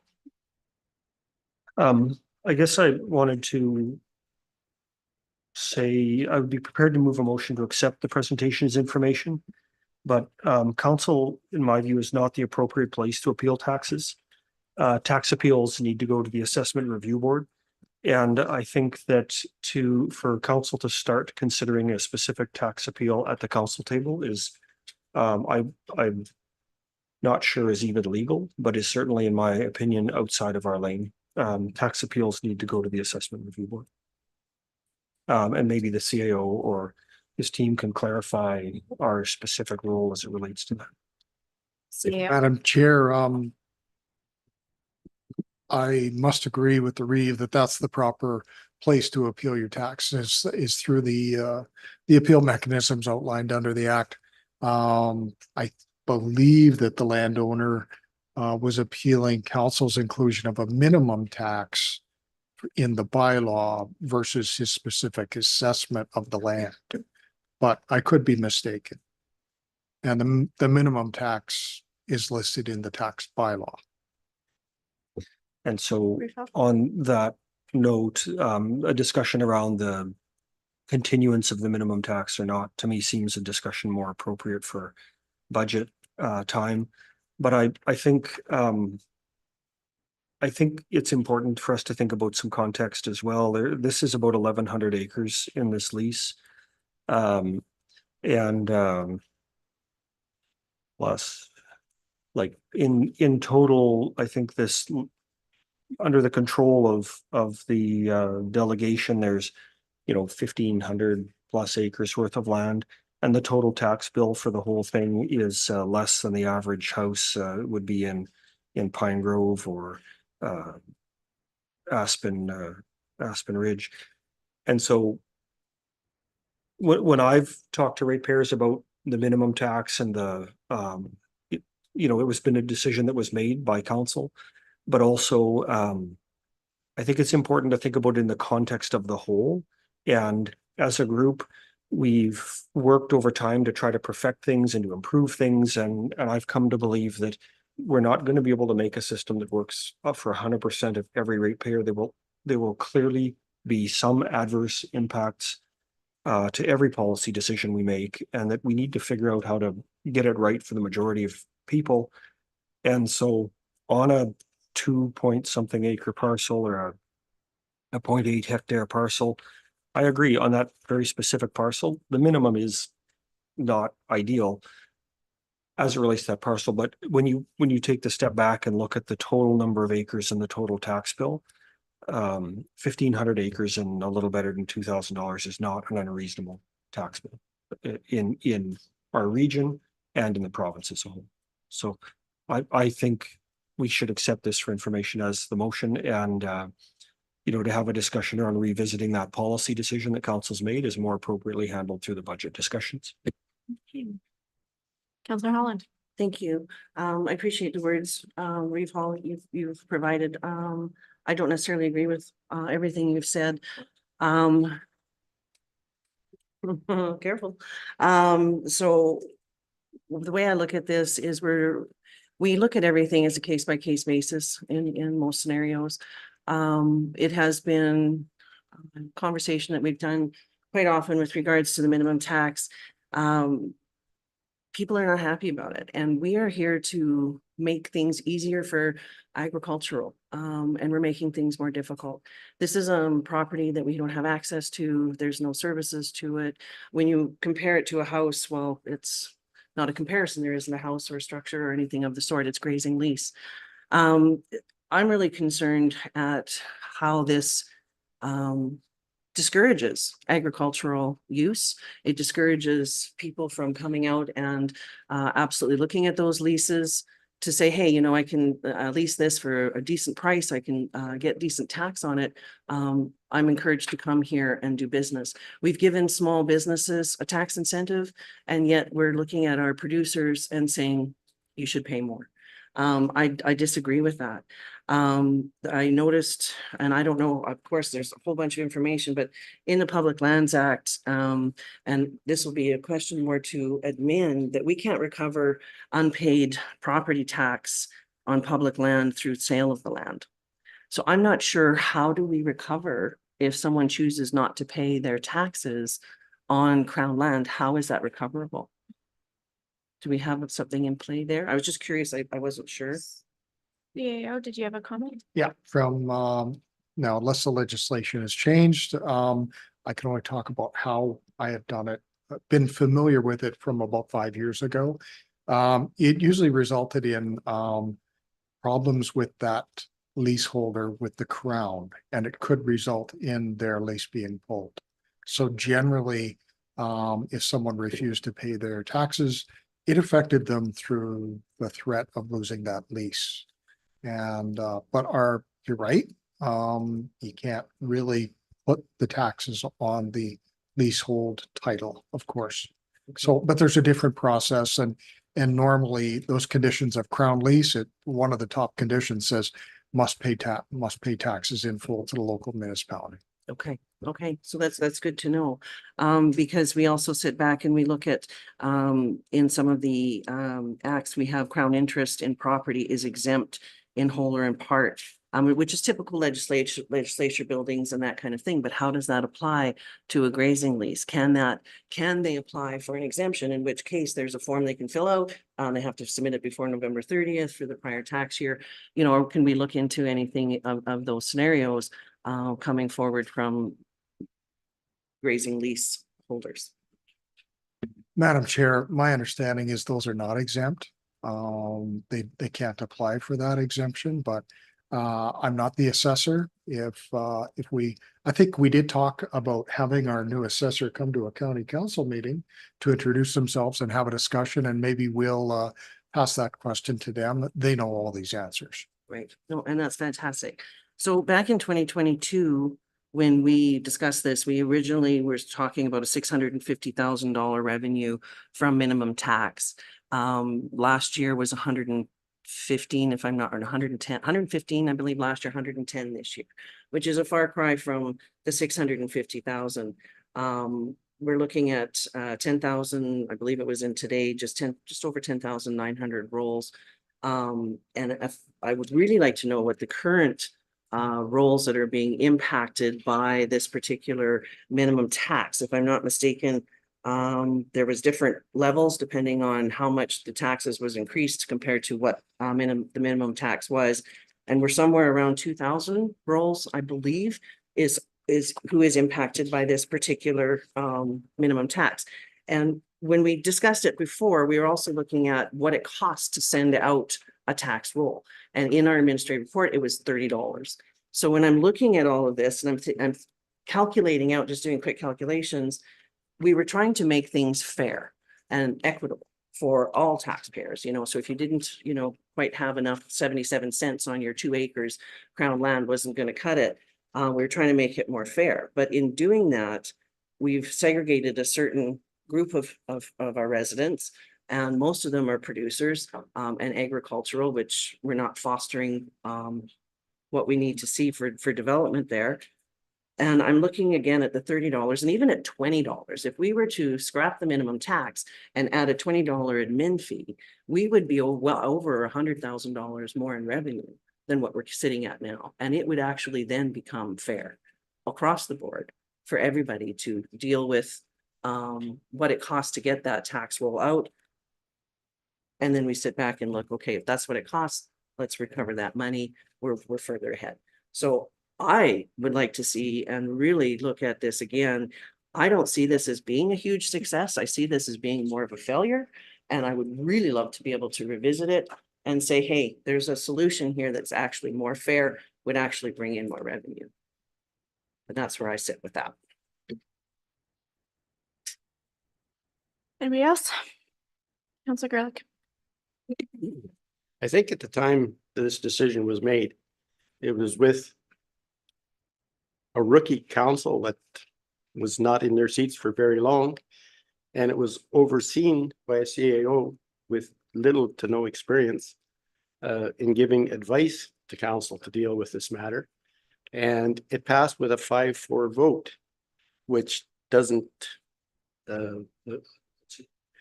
it doesn't seem like there was any unanimity amongst council. To me, it satisfied a bias rather than a need or a real purpose.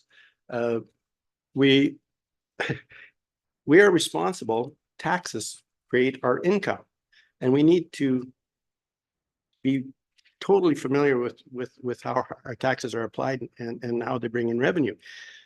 This went after 0.57% of our tax base, slightly over 0.5%.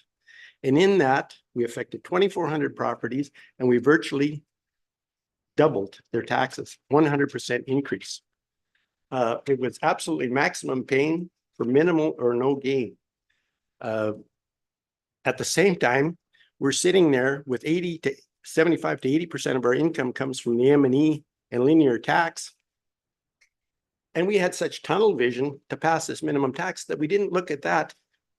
And at that time, our mill rate here for M&E and linear was 13 mills. Our neighboring jurisdictions, Lac La Biche was 18 mills, Thorhild was 24 mills. So the pipeline coming through this constituent or this county, they got a 30% cut right away as soon as they come into the county of Athabasca. And we overlooked 80% of our tax base and went after 0.57%. To me, it was one of the most expensive decisions that this council has made. It was, and it is not fair because you don't pass bylaws and things like this that segregate out 2,400 properties and treat them differently, give them 100% tax increase. Again, if we'd implemented an administrative fee, it would have been fair for everybody. But that's what assessment is for. Assessment is to see that there's fair taxation. And we were originally going to start with a 250 minimum tax, which would have been over 6,000 properties, which means we might as well not bother with assessment anymore because it would have been over half of our tax base. This needs to be revisited. And I don't care whether it's budget time or whatever time it is. The fact of the matter is it's not big money. It doubled 2,400 properties from $50 to $100. I mean, people aren't going to pull their hair out and deal with it, but nobody's happy about it. They think it's unfair. Could you imagine going from 77 cents to $250, which was the first thing that was applied? And we actually approved that and based the budget on it. That's why we had to come up with $650,000. it was just irresponsible, and all that it showed was our lack of understanding in how taxation works and how it's supposed to work. And I think it needs to be reviewed, and just to kiss this off and say, well, too bad, that's not appropriate. So I'd like to see this come back to the 27th meeting or whatever, but be dealt with long before budget time, because again, it was something new that was introduced without any understanding, without any basic supervision. I can remember right at the time, I said, is our M&E not kind of out of whack with our neighboring jurisdictions? And the CEO said, no, we're right in there with them. So we ignored 85% of our income to go after 0.57% of the tax base. I mean, talk about blinders and. So anyway, I'm done. Anyone else? Councilor Cromwell. What is the current motion on the floor? Paul made a motion to accept the delegation as information. Hey, can we amend that to and recommend to administration to bring this item back for discussion on the June 27th county council meeting? Councilor Holland. Thank you. Just looking at our procedures, just receiving it for information, we don't even have the power to do that at this level. We can recommend to council that we receive it for information. So our previous minutes and that kind of thing, these accepts and receives, if we don't recommend it to council and take it to council, we really don't have the power here to receive anything. It needs to go back. So I'm expecting to see it on June 27th.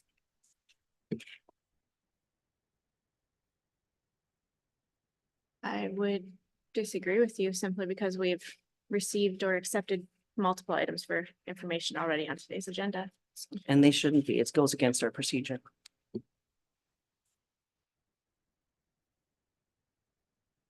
Councilor Cromwell, that motion would be competing, but you could make it after Okay, the vote on this one.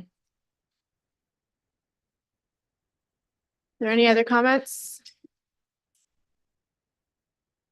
Recall? I mean, to close the motion again, I would, reiterate the taxation is based typically on market value, except agricultural and some of the M&E, which is all based on a formula or a regulated rate. So the question really is, for me, is it reasonable based on the overall value of land? And for perspective, a vacant residential land of any size worth $465,000 would be paying $3,400 with or without buildings. And on, $1.2 to $1.4 million of farmland will pay $2,500 or less.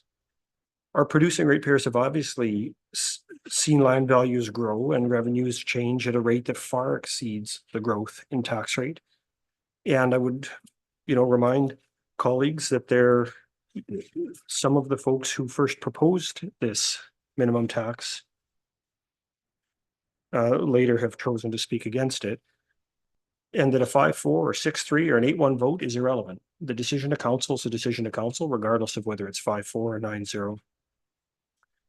I also think that it's important to remember that council did not overlook 80% of our tax base. We have in fact worked to fix the spread between our lowest and our highest rate through a measured annual change to the non-residential rates, which affects M&E, to grow that spread from down in the low 3.3 and to headed toward 3.8, I think this year. And I can't remember if it's going to 3.9 next year, but we have been fixing that gap. So I think that while a discussion around the minimum tax is not out of order, I think that it's inappropriate both here or even next month. The ship has sailed for 2024's tax year.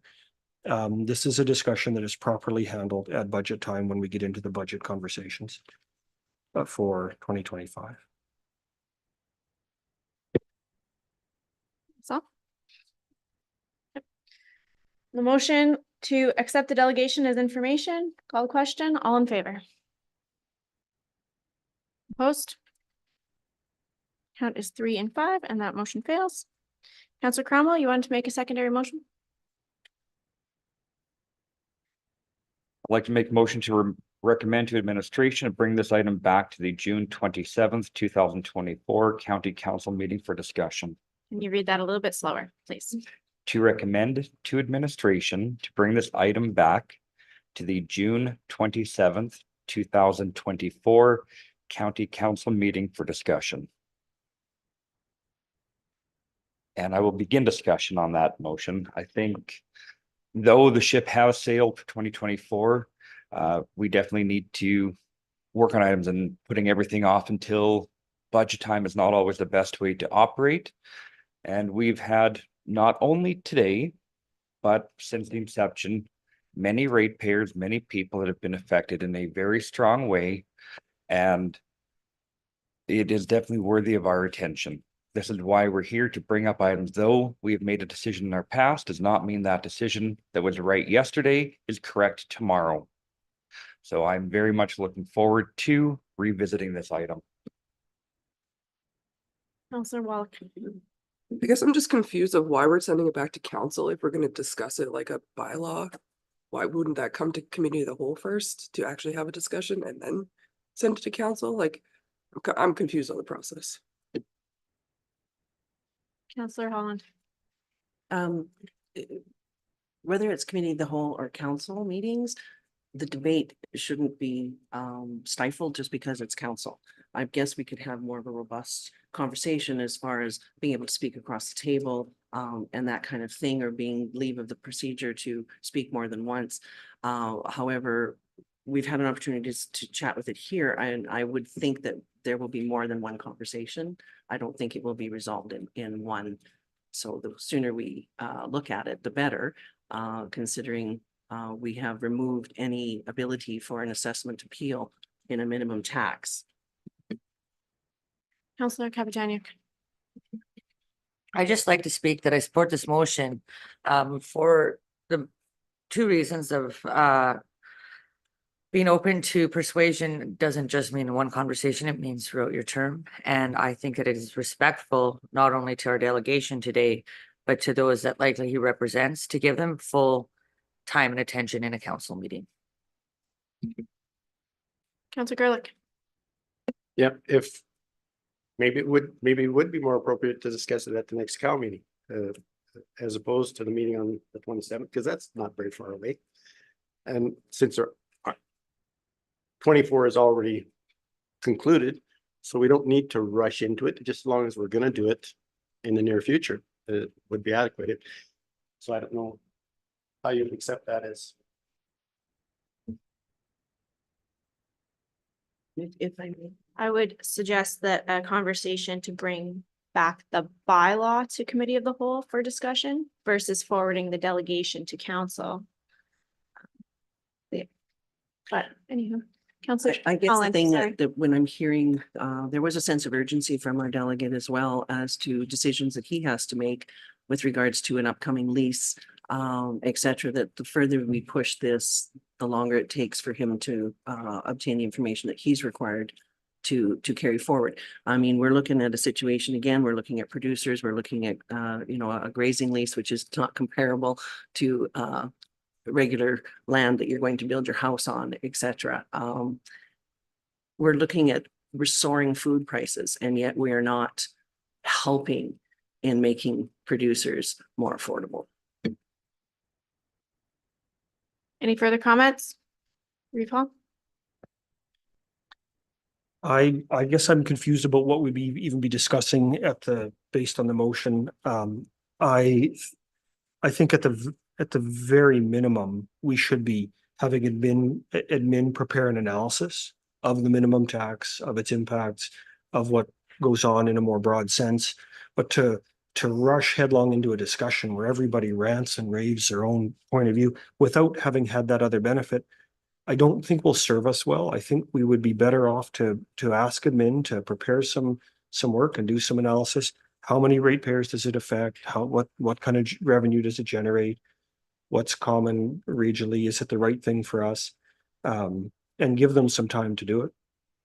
I also think that it would be ill-advised to try to shove this onto the June 27th meeting.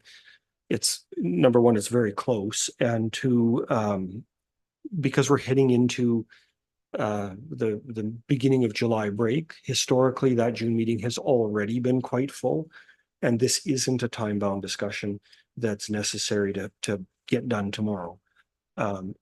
If it's something that we can give admin a bit of time to do some work on and come back, I think we're not under a time constraint, and so I would propose that we push it to the September 10th meeting, if not the COW meeting in September. Those are the 3 points I've written down. Counselor Gerlich. Yeah, I have a tendency to agree.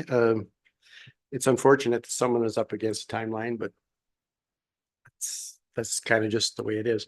I've been looking forward to using the opportunity to say it's already been baked in for this year. That's, as they say on CNN all the time. It needs a robust discussion, and I think the guidance from administration that we didn't receive when we made the decision would be much appreciated in bringing it back for another look, because hindsight is always a lot better than a lack of foresight. So I would like to see it come back, and I would like to see administration bring us back some robust information on it and some recommendations, because I'm firmly convinced that had we had a CAO with a level of experience, that there certainly would have been strong recommendations against going forward with it originally. So are you looking to amend the current motion? So it's I'm not- currently reads to recommend to admin to bring this item back to the June 27th county council meeting for discussion. Are you looking to make an amendment? Well, to- I just think June 27th is too soon, and maybe even the next COW meeting. I would agree with Reeve Hall that even September would be adequate as far as I'm concerned. But as long as it's coming back with an admin report outlining. Okay. Counselor Holland, you had your hand up. Thank you. I think September is a little too far out. There's the July 16 and August would be the August 20th, I believe. And I guess more than anything, the question returns back to administration as to how much time and their schedules and calendars would be able to accommodate this.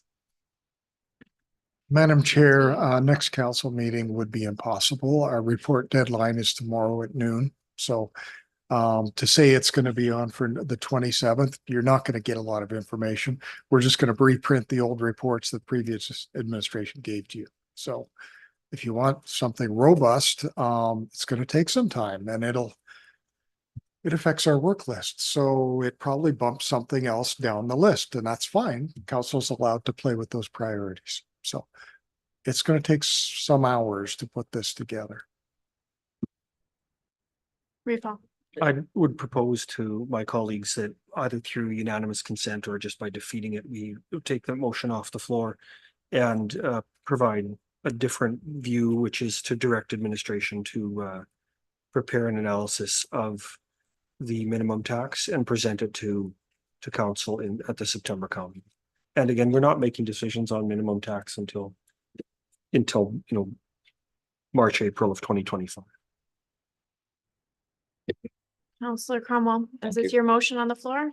Well, just in retort, I believe that's very simple to make an amendment of the current motion and include a little bit more criteria and a date change versus removing a motion. I disagree with that. I think if there's an amendment wanted, I would support that amendment. Counselor Gerlich, were you looking to make that amendment? Okay. Counselor Holland. I'll go ahead and make the amendment. What was the September? So the current motion reads to recommend to admin to bring this item back to the June 27th county council meeting for discussion. Your amendment to amend the motion to direct admin to bring this item to the September committee of the whole meeting with an admin report. September 17th, yep. Or can we just make, Summarizing the impacts of the minimum tax.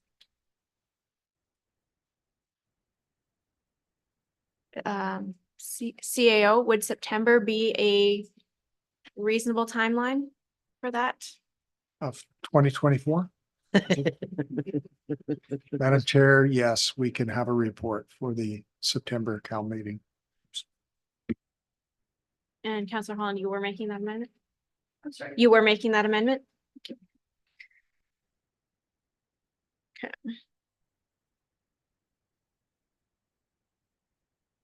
I'm gonna read this very slow, just to make sure that Ms. Blair got it. So Councillor Holland has made an amendment to the motion to direct administration to bring this item to the September 2024 Committee of the Whole meeting with an administrative report summarizing the impacts of the minimum tax.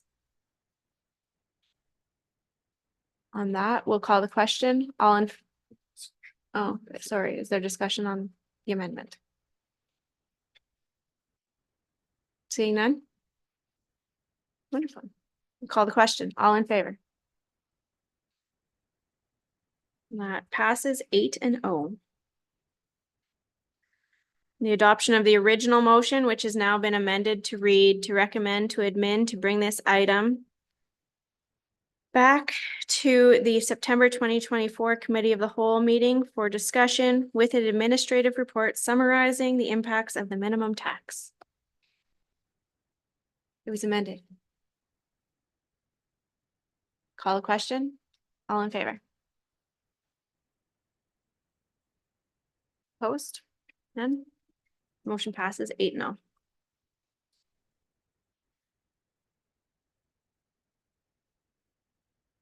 Did we get those? Both? Wonderful. Now move on to item 8.1, NADC stakeholder outreach. I believe during one of our recesses earlier today, there was a handout provided to everybody on this item. On page 3 of that handout, there are some questions for stakeholders.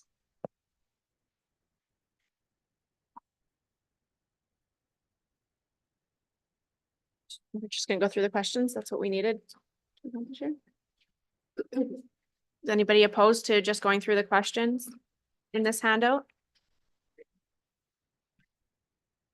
Are we taking lunch today? Yes. Yes. It'll be here in about 15. Okay, so we'll get through the questions and then we'll take a nice recess. Sorry. Question number 1 is, Can I sorry. interrupt? The way that they did it was actually question number 1 was question number 5. Okay. Cause so we it start with question 2. yeah. Okay. Lays the foundation for it. Question number 2 would be, what do you see as the greatest challenges and opportunities for the economic development of Northern Alberta? What are the 2 greatest challenges and the 2 greatest opportunities? Are there different challenges and opportunities in your region compared to the rest of Northern Alberta? Comments, questions, feedback?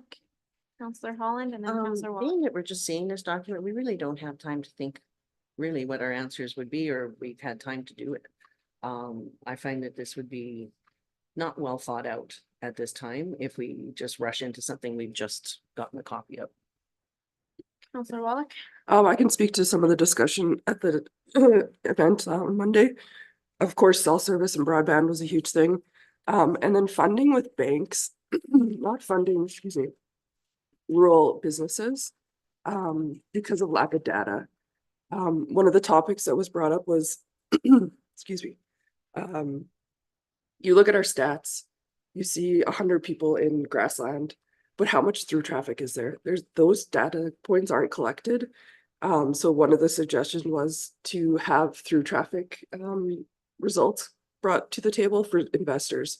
Because when they look at how many people go through grassland in a day or Wandering River, wherever, that's more than the population. So that affects the businesses. So that's where the banks aren't seeing the funding, the numbers for funding. So that was a big topic for that. The South is saturated. When you look at rail and infrastructure roads and stuff in the South, it's all over the place. We have nothing in the North. So looking at opportunities to create more transportation lines, etc., within the North.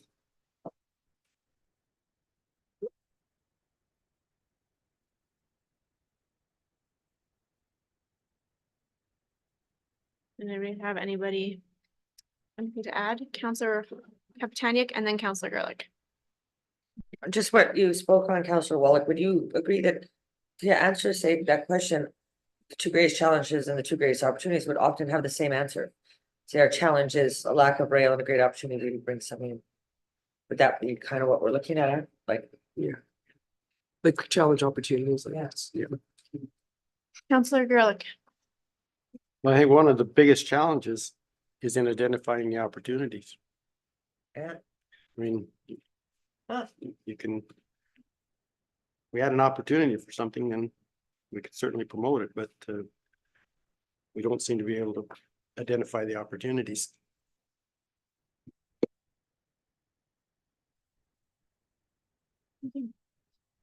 Refall. And I think this is an important discussion for us to have. I mean, these are not things that we're seeing the questions for the first time.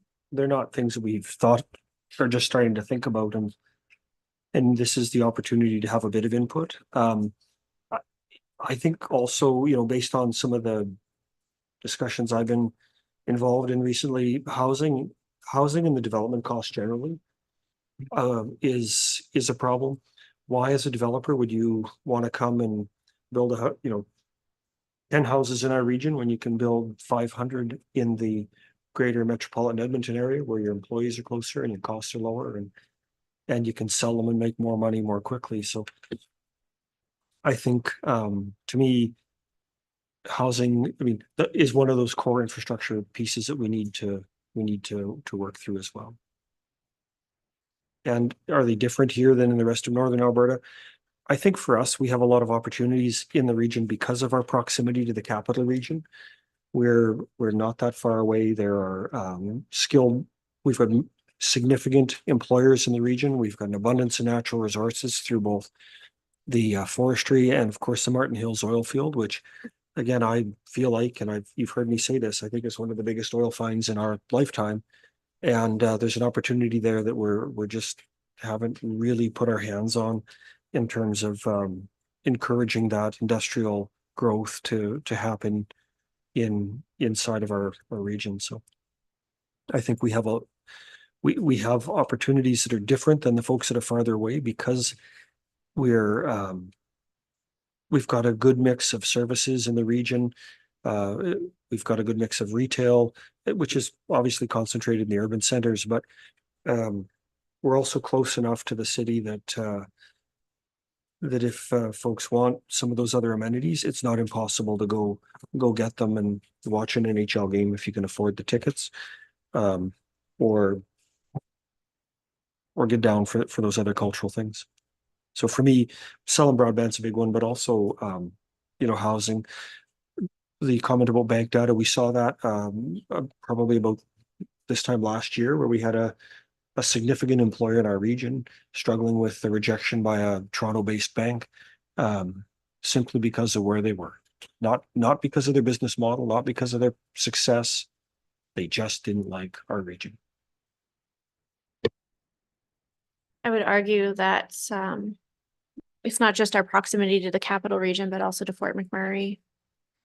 And I mean, I've talked to many people who now call Wandering River home because it lessened their commute by 3 hours and they have that lifestyle and can still go back and forth to work. So I don't think it's just one end of our municipality that's closer to Edmonton, but also the other, realizing that the other is also closer to Fort McMurray. That was a point I wanted to make, Chair. Thank you very much. The difference in drive time from Rochester area to north of Wandering River is vastly different in what can be considered a day trip for some families to others. And Fort McMurray being the gateway to that north region is very important for us as well, not just the capital region of Edmonton. Any further comments to add for what do we see as the greatest challenges and opportunities? Councillor Gerlich. Since in the past 30 years, like going back to the mid-90s, property values like in the south part of the county were pretty minimal. And I would estimate that land values have gone up 500% in the last 30 years, maybe even more. And that's exactly right. The taxes haven't kept pace, and our taxes are low right across the board. And that was one of the things I first advocated when I got on council. I said that things are just way less than they should be. Like when you can sell 4 bales of hay and pay your taxes off a quarter section, and there's a problem. But I think those opportunities have moved this way, like with bringing up the land prices, and they've gotten that much more expensive closer to town again. So we should be kind of on the cusp of being a welcoming place for things to happen. And it's just got to be the housing is as you would think would have to be the most important thing. I know there's companies that want to do some work around Athabasca here, but they need 15 houses for staff.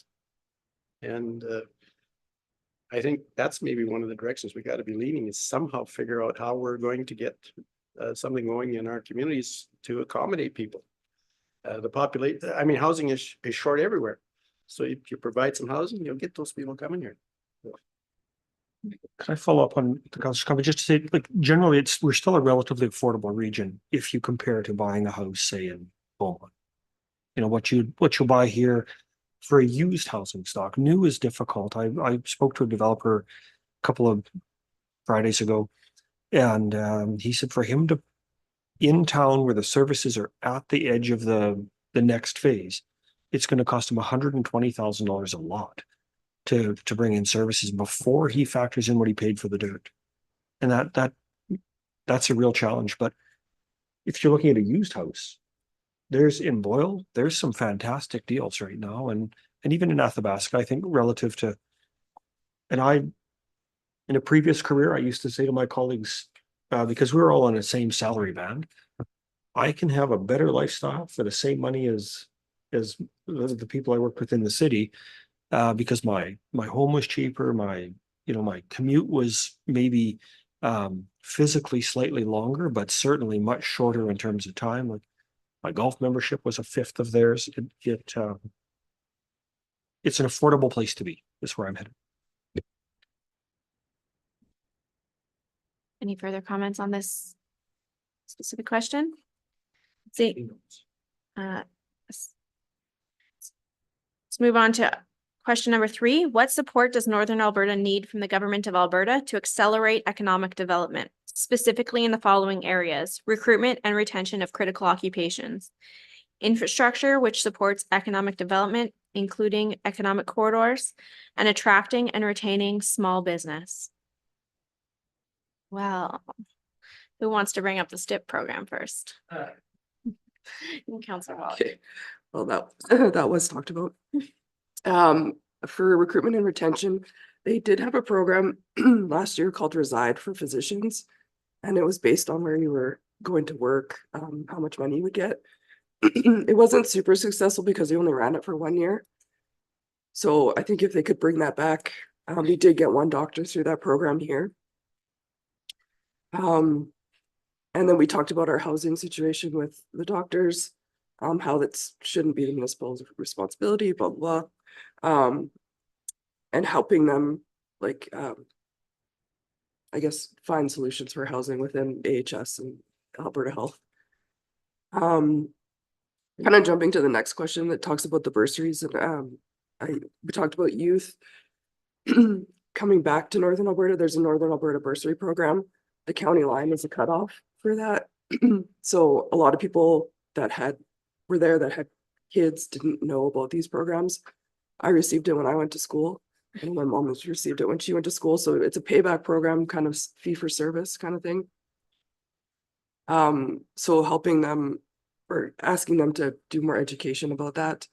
They have all different kinds of programming for that. So that's for recruitment and retention. Recall? I think we've talked about this in the various times we get together on the recruitment and retention. I think, and you're seeing some motions with this, but training at home.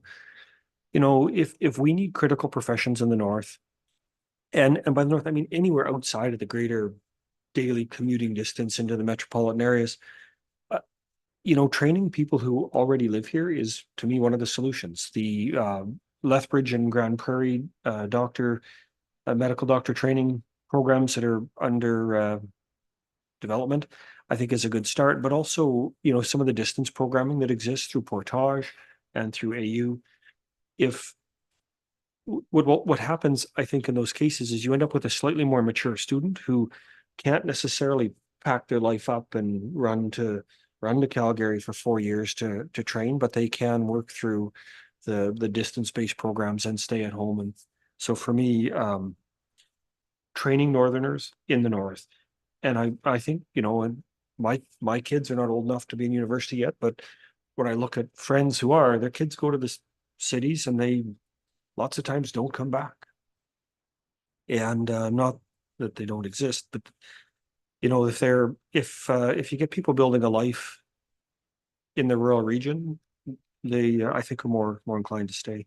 Obviously, for me, STIP funding is a big one too. I mean, if we want to have infrastructure that supports economic development, road and bridge infrastructure, water line infrastructure, all critical, and electrical corridors, that transmission corridors. And then the small business piece, I don't know how you, the table stakes are first class broadband and cellular coverage. And today, I mean, there's moments where it's difficult to make a cell phone call from the parking lot of our county building, let alone, you know, where most of us live. That's a problem that we have to solve, or that needs to be solved, because you can't expect people to go into business if they can't communicate. That's table stakes. Thank you. Councilor Wallach? The provincial based gas stations that are being proposed was talked about as well, and how that will affect communities, and trying to work more with the municipalities versus creating their own, where infrastructure is already there versus creating their own infrastructure. So working with those small communities, I threw out the idea that Grassland should be the next gasoline alley. There's a lot of potential there, a lot of traffic through there. So trying to work with those through traffic areas to help produce economic and small businesses and stuff.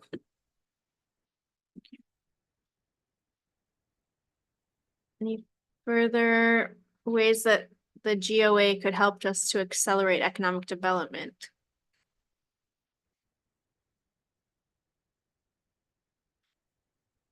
Not yet. Recall?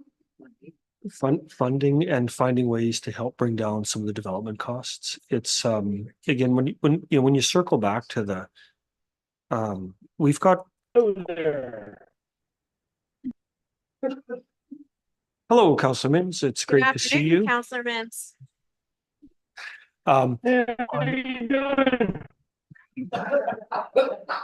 You might want to mute him just for now, okay?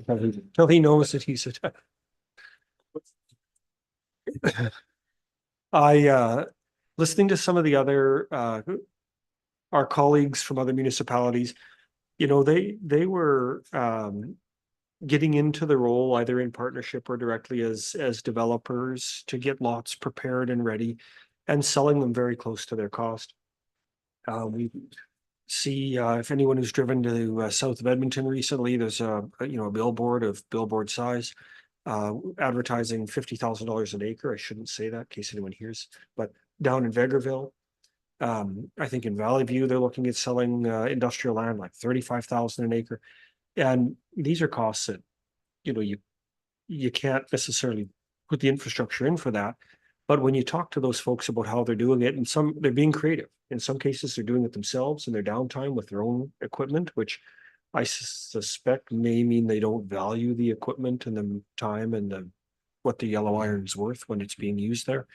In other communities, I think they may have had some grant money from the federal and provincial government that they just accepted as part of the project cost, but didn't expect to recover that through their sale price.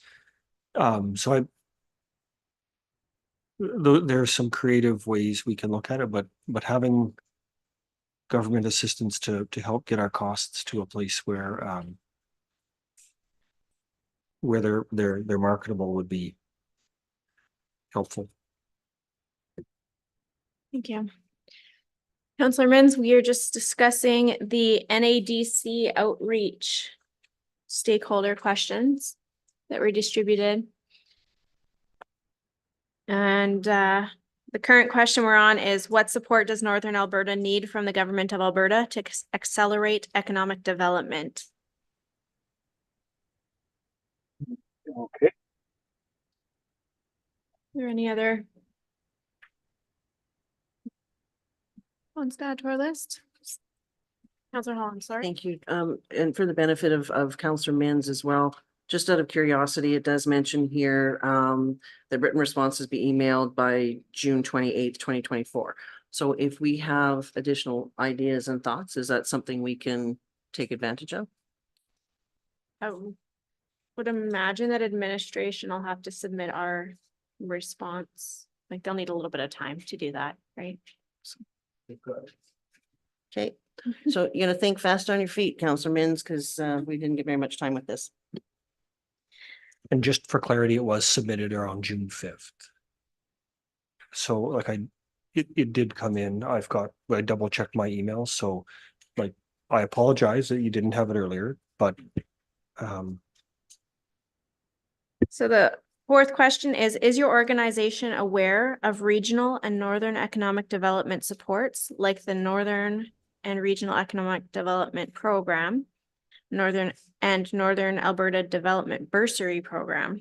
Are there any improvements you would suggest to these programs or to other government programs and agencies that serve Northern Alberta?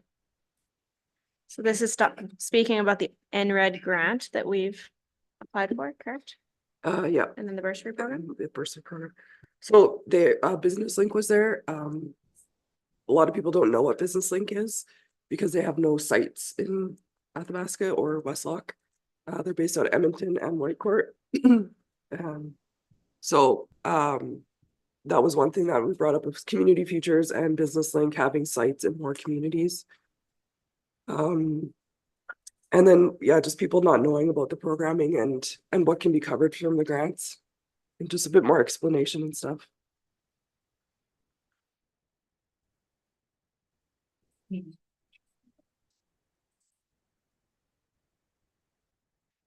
One.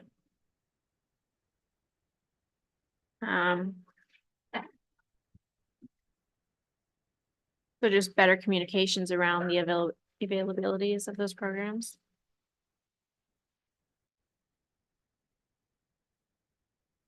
Okay. Anybody have anything to add there?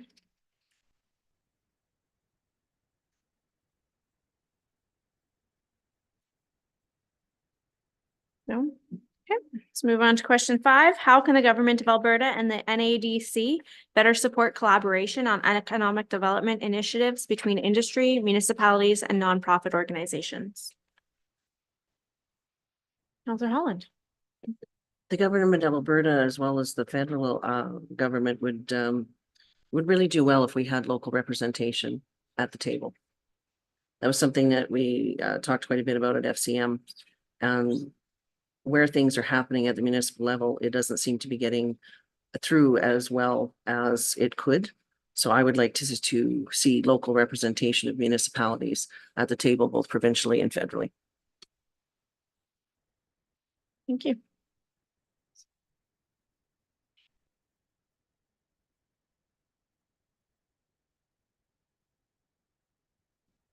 Provincially and federally. So I guess just a question, the NEDC council is made up of people from Cold Lake, Fort McMurray, Grand Prairie, Little Red River, Cree, at Fairview and County Northern Lights. What would you want to see different about that? I would like to see at all levels of the government of Alberta for sure. I understand you're mentioning NADC, but I was just basically like, again, we didn't have much time to look at this, but I'm considering what the government of Alberta is asking rather than NADC. The government of Alberta, in my opinion, definitely needs local representation at their table. Would that be through better communication with the MLA and just more time with that person here? Or- No actual representative at the table. Pardon? For what table? The government of Alberta. When we're sitting down and having these, the government of Alberta is having these conversations. I guess they use the best, it was Australia as an example. They actually have the local municipalities at their table. And so when you're doing parliamentary, when you're doing all of the local representation is there.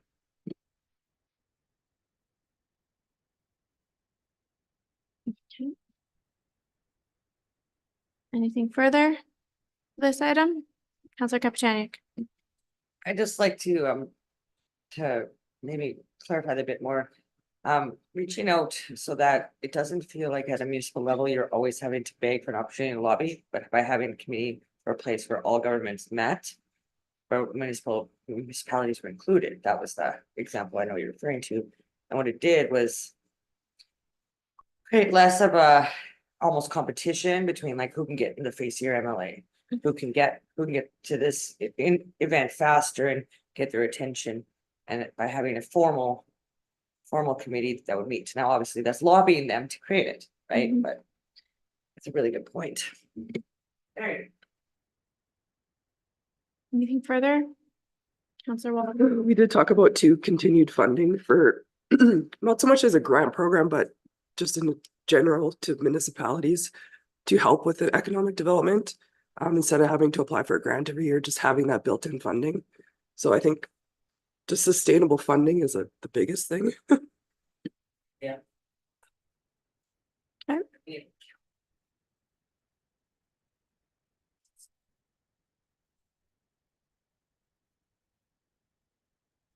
Wonderful. There's no further. We'll go back to question 1. How should the NADC define Northern Alberta as a region when planning for Alberta's economic development? What is your what is your vision for your region of Northern Alberta? What is unique to Northern Alberta that needs to be considered? Councillor Wallach. My statement there was we're the New West. We have a lot of opportunity up here that is untouched. The South, like I said before, is saturated. So there's tons of opportunity. Our location, specifically in Athabasca, there's 3 huge major traffic like going north. So we have a lot of through traffic and availability to start to host and encourage more development here with oil and gas and forestry, etc. If I may, are the buzzwords gateway to the north still being used? Because really that's what we are in this particular region is a gateway with like as you mentioned with all those traffic corridors. So like The a issue that we really have. gateway to the north specific marketing strategy to market our region. Mhm. Okay. Yep. And unique to Northern Alberta that needs to be considered is our really, and as you mentioned already, broadband and cell phone service. Without having, when we have so many dead zones and the distances in between and people standing on their roofs of their vehicles to trying to get some sort of service, we can't do any kind of economic development without proper connectivity. I think the question is more on the positive side, like what do you see for the future? Like, yes, we know that there's no broadband here, but how do you see the future? What do you see in the future? Councillor Kapitanic. We said that there was a county that was investing in Starlink for companies and investors that would want to come in as an incentive, knowing you can't get anything else, like providing basically grants for the hardware, the just ideas, things that we could do. Be like, what do you see? Well, let's see, we found a way to, how do we want to be known as a community that overcomes that obstacle by finding a more creative solution? Create a problem-solving Northern Alberta. Yeah. Think you know what's in the box. In terms of the vision, I think, we've got a lot of that. I mean, there's this amazing untouched opportunity here. There's space, resources, whether it's water, forestry, energy.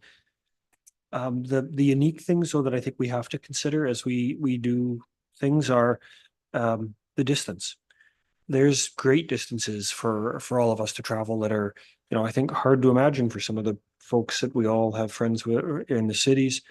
And even the simple things like as an example, if I drive my children to visit a friend, well, it can often be 45 to 60 minutes one way between my house and their buddy's house because of the kind of the scale of the region that we cover. And as much as I believe that in a lot of ways we're an affordable place to be, there are some costs that are different here that we have to take into account that just that are not, the lack of density creates additional burden for the north that we have to be aware of.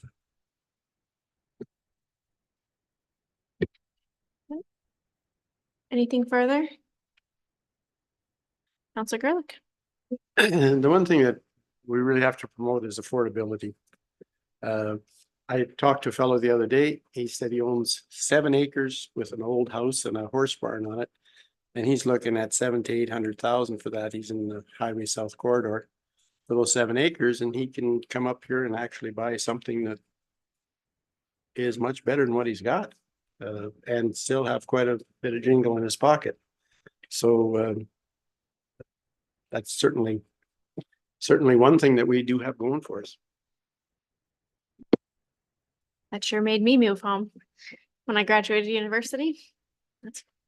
Anything else? Seeing none, Counselor Wallach, do you want to make a motion for this item?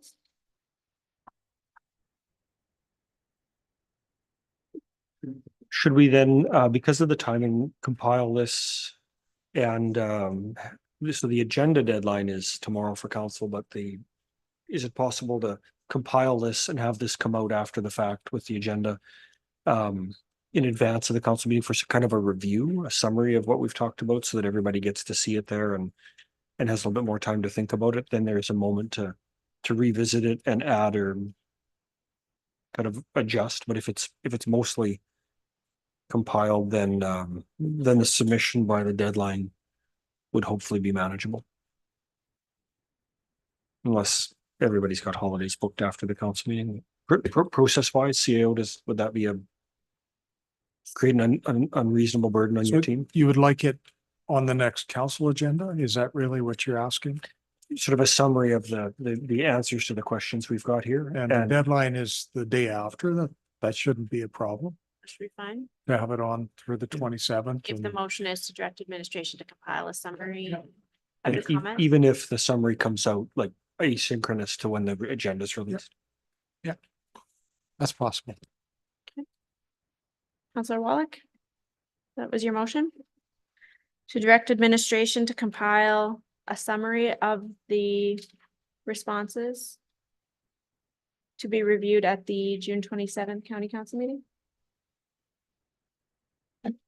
Counselor Holland? See, these are thoughts that just pop up. One of the things that I was also finding that I would really like to bring forward is the accuracy of information that are on the government, both provincial and federal websites. For example, the northern, the North National Broadband mapping doesn't show accurately all the availability of Starlink, different satellites. It doesn't have that information. When people are trying to find the information and say, hey, what is available in your area? Go there. It's not accurate. So we're not accurate. They're not accurate. And neither is the province. So it's accuracy of information really is what people are looking for as well. So that would be, how could the government of Alberta better support collaboration? It's just more up-to-date, accurate information. Okay. Wonderful. Anything further at this point? And again, we'll have that opportunity at the council meeting to add any last minute ones. So on the motion to direct administration to compile a summary of the responses or discussion for discussion at the June 27th county council meeting. Call the question, all in favor? Motion carried, 8-0. 9. 9-0, sorry. Madam Chair, before you break for lunch, I'm wondering if there would be some wisdom in recessing the committee of the whole to open the council meeting, specifically to approve the agenda while we have all 9 council members here. Madam Chair, that's exactly a great strategy. We have no need for a closed session for committee of the whole, so looking at the agenda. What do you mean? Yeah, you could simply adjourn committee of the whole and open the There's- next meeting. There's still 9.1 for closed What do we session. What do we have? That's closed session? Yeah, I just said we don't need it. Oh, It can be deferred. And Director Wilkinson is no longer here, who was going so to can we do a present. motion to table item 9.1 to the next committee of the whole meeting? Call the question, all in favor? Motion carried, 9-0. Thank you. Meeting adjourned at 12:21.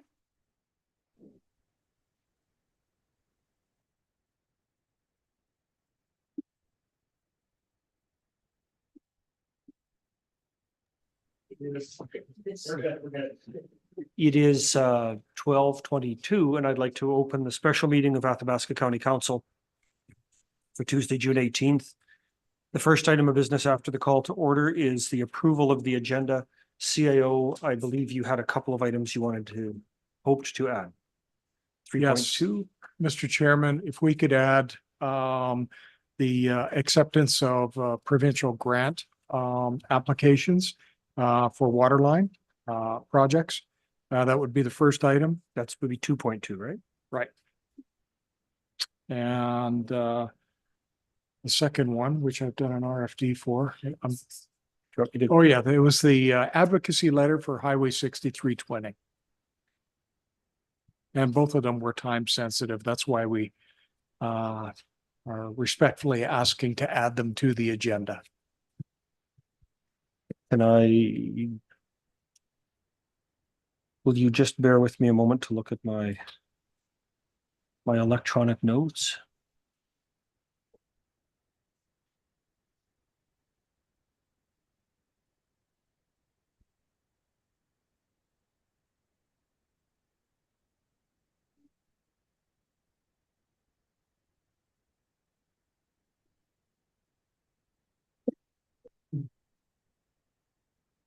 Okay, I guess it was just those 2 things. Sorry. Councillor Anderson has moved the adoption of the agenda as amended. Now, because this is a special meeting, the only way you can add to it is with the unanimous consent of the entire council, which is why it matters that all 9 of us are here. On the question of the adoption of the motion, all those in favor? Aye. Opposed? The count is 9-0 and the agenda is adopted. I would like to recess for lunch for, how long are we going to choose? 20 minutes? It's pizza, so it will be fast. Let's come back at 20 minutes before 1.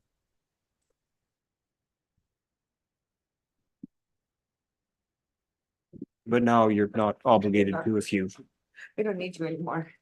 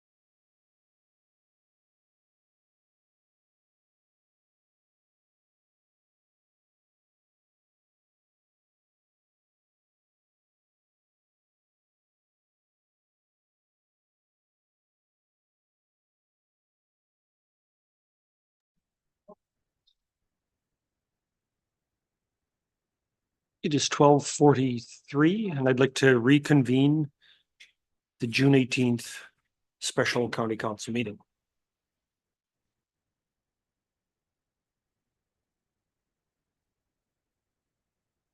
The first item of business, CAO, is 2.2, acceptance of provincial grants. Do you want to speak to that?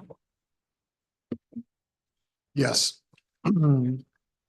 Thank you, Mr. Chair. As council is aware, we were successful in a number of grant applications. Very exciting news for the county and partners. Rochester and Caslin feasibility studies for waterline expansion, as well as the engineering and construction grants, 2 separate grants for the Island Lake Waterline project. With that, we are recommending that council authorize the REIV to sign all funding agreements related to these grant approvals. And the reason it's time sensitive, we were required to get them back to the minister's office by this Friday. 21st. So unfortunately, we did have to rush this, but we'll rush something for many, many millions of dollars. So it's such good news for the county and our partners that we're asking council to approve these motions today. The second motion is for the funds required for the county portion of the Island Lake Engineering Design just be taken from reserve. It was not in the 2024 budget, but by adding that motion, we're free to take that from reserve. We don't believe we will need any of the construction money in 2024. The design will take some like the time. I'm positive we'll have to include our portion of construction in 2025 budget for consideration. So, and those allocations are listed on the second page of the report, Mr. Chair.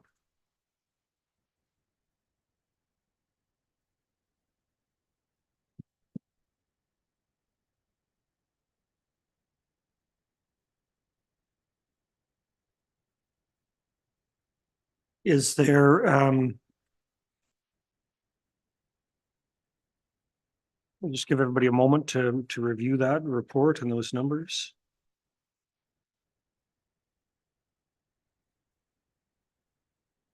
Councillor Anderson has moved the first motion. Councillor Cromwell, the second. What do you want to do the other way? First motion is council authorize REIV to sign all funding agreements related to the Water for Life grant approvals for Rochester and Caslin feasibility studies, as well as the engineering and construction of the Island Lake water line. Discussion on that item.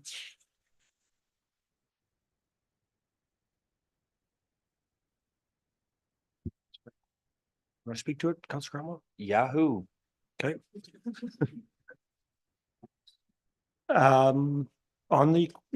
Seeing that there is no discussion, it looks like you're ready for the question on the adoption of the motion that council authorized REIV to sign all funding agreements related to Water for Life grant approvals for the Rochester and Caslin feasibility studies, as well as the engineering and construction of the Island Lake water line extensions. All those in favor? Opposed?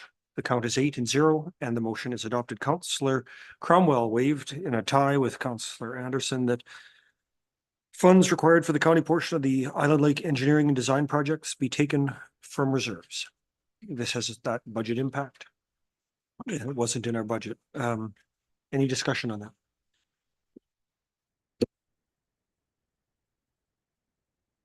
Seeing no discussion, if you're ready for the question, does everyone feel they've had enough time to think that through?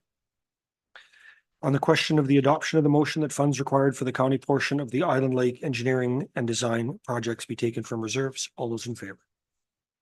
Opposed? The count is 8-0, and the motion is adopted.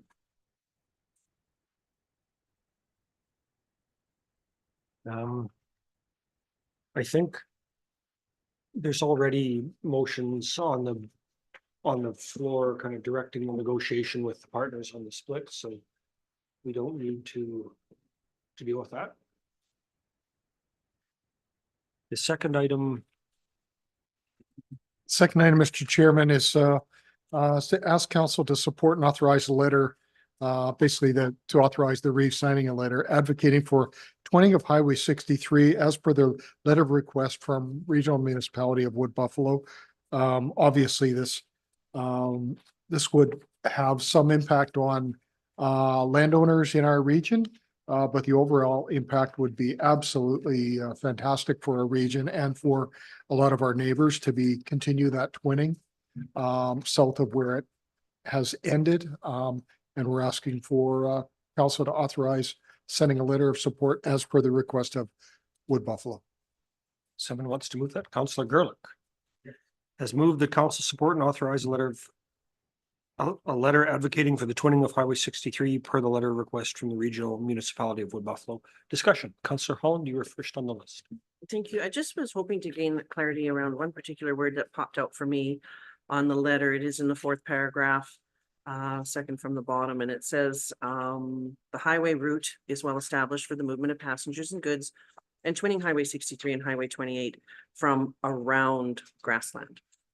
What does around grassland mean? Does it mean through grassland, or are we bypassing grassland? Are we making it look like Edson? That's just really concerned me, because I thought if they're going around. Mr. Chairman, I'll defer to Deputy Reeve Anderson, who has her hand up. Floor is yours. I know when this item was previously discussed in the community, it was a pretty contentious topic. Especially in the Boyle area, people worried that the twinning of the highway would really take a lot of business away from Grassland and Boyle.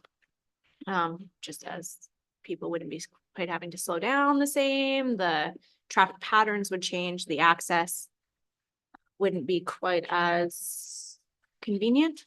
So I would not be in support of sending a letter at this time until we had a little bit more discussion with the community On this addressing Councillor Holland's question, I think if you read the sentence, it's the route is well established for the movement of passengers and goods. There's a breath, it's and twinning the highway from around Grassland to Edmonton. So twinning the highway from near Grassland to Edmonton, that's the the way that's written. To me, the grammar means you're not twinning it right from Grassland, because it obviously starts to the northeast of Grassland. You're at more, but right. So I think the way it's written is the twinning starts near Grassland all the way to Edmonton, would improve the transportation network in Alberta's northeast. And I appreciate the interpretation. I really do, but it's an interpretation and not a confirmation, I guess. I'm And so sorry. Can you it's say an that louder? interpretation and not so much as a confirmation from the intent of where that construction is going to take place. So that around Grassland really raised a red flag to me.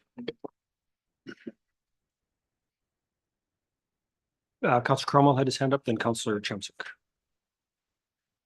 I very much appreciate the comments of the Deputy Reeve about the needs of Grassland and Boyle and how those hamlets and village can be affected. As I'm sure you remember, when the highway was twinned up around Wandering River, we lost the second entrance into the town site. And how prevalent it is now that the way the bridge is built and the way that was done, speaks with Minister Jean and Dreeshen. We cannot put a second entrance back into Wandering River right now. The design will not work. It was very apparent at the last evacuation of Fort McMurray there, that partial we had a month ago, that traffic cannot flow. I think a lot more study and understanding has to be looked at for the impact of the Hems. I understand the need and the desire to have a twinned highway, but I think there's a little bit more that has to come out through it as well. And, you know, it did have a negative impact on one community and made things a lot harder. Even from a business point of view for the owners of the Tempo that is now a Shell, right? It completely bypassed all traffic away from one end of town where they had an option before, and it cut one of our taxpayers, one of our residents off. There's many things that need to be considered, and I would not want to jump in without having a better idea of the complete proposal, in my personal opinion. Councillor Kabajan. I recognize that this is just a letter of support and sorry. Oh, were you up? You want to go ahead? Wait. I didn't put my normal dot down. It's okay, sorry. It is a letter of support. It does not bind us to anything. And I think that public consultation is always a great idea, but it takes time to organize. With that being said, this is also a community that is advocating for another highway to be built north out of the municipality to go to Grand Prairie. And I somewhat feel it's a little bit of greediness, maybe trying to ask for all the things in order to get one thing. I don't know, I can't speak for anybody there, but I feel like if the reasoning behind them wanting the highway out of the north is for safety and better routes of evacuation, then twinning this portion of the highway doesn't change that, and it doesn't improve their paths of exit. And so if I was going to pick one or the other, even though I don't support a highway out of the north, it would be make the most sense for me for safety wise. Whether this council chooses to endorse this letter or not at this time, my personal opinion is pick one or the other. Wood Buffalo. Counselor Chamsick, I apologize for. Yeah, no I put worries. the little on deck doc. Yeah, no, I think that there needs to be a little bit more clarity on the grammar, and I really appreciate all of council members that have spoken, value their opinions. And you're right, it needs to be a bigger discussion, looking at all data collection, how would that mapping look like, availability from management of rescue evacuation plans and all of those factors. I am in agreement with the deputy reeve right now. I'm not in support. Thank you. Counselor Wallach, do you want to weigh in? Sure. As this is just a letter of support, we just talked about growing our economy in this area. I think this would have huge impacts to us with the availability to move and transport things. It would free up a lot of traffic. And it's just a letter of support. We can fight for having grassland and not go around grassland or go around Boyle. Like, you look at Gasoline Alley, it's a 2 major highway and there's thousands of people that stop there a day. So I don't think if we did it correct, if we had input in it, I think we could have huge economic impact here. Counselor Gerlich, did you want to address this? I'm not ready. Well, there's only you and me left to speak, so, and then we can call a question, so I can make a comment and then you can follow up if you'd like. Who made the motion again? You did. Oh, there we go. So you can speak last. That would be appropriate. I think for me, there's a wild difference between supporting the concept of twinning versus negotiating the alignment. We're not talking about negotiating the alignment through anywhere right now. We're talking about the concept of twinning a highway through our region that will improve safety on the highway. When you, as far as I can tell, when you separate the flow of traffic, the highway gets safer. And for me, there's really no question around the grammar. It says very clearly from around grassland. It doesn't say twinning it around grassland. So it's clearly referring to an approximate starting point, not a, not miss grassland and skip Boyle and all of that stuff. So to me, that should not be the reason to reject it. The reason to reject it is because you don't support the infrastructure and the economic benefit that comes from that. I think that, again, given how far away this is, it's worth support, and we should offer that. And then if it moves ahead, like this is decades away, it's not in the 5-year provincial capital budget, as far as I could tell. We're years and years away from anything happening. There'll be lots of time to fight over where the alignment actually ends up.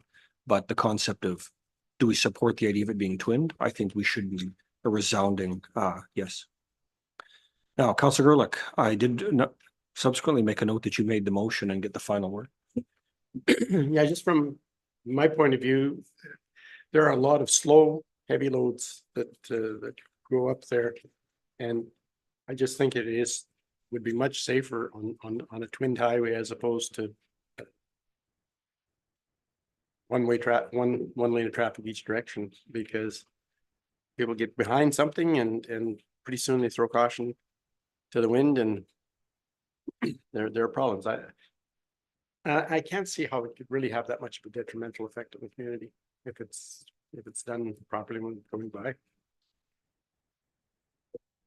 On the question of the adoption of the motion that council support and authorize a letter advocating for the twinning of Highway 63 per the request from the regional municipality of Wood Buffalo, all those in favor? Opposed?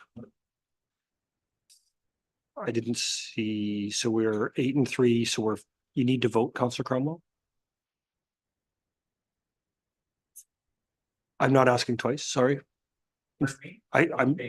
Thank you. So the count is 6-3, sorry, 5-3. The motion is adopted.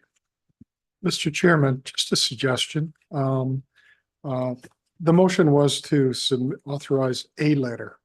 It didn't say that letter. Precisely. So if it please council, we could take the basis of their letter and say we fully support the concept, but there's a few things we'd like to be taken into consideration. The impact on our local communities, and maybe even cite the Wandering River example as hasn't been exactly perfect. It's been great for Fort McMurray. It's been great for the province, but local communities are affected.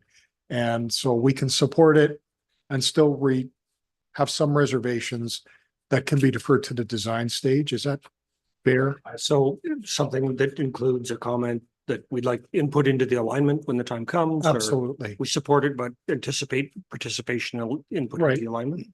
And inclusion of Village of Boyle in the discussion, et cetera. So Does that everybody feel happy with that? So I think the motion is broad enough that yeah, the it's, CIO's team can write that up. the motion is just a letter, Mr. Chairman. So I think we have some liberty there. I didn't actually read that it had to be this letter.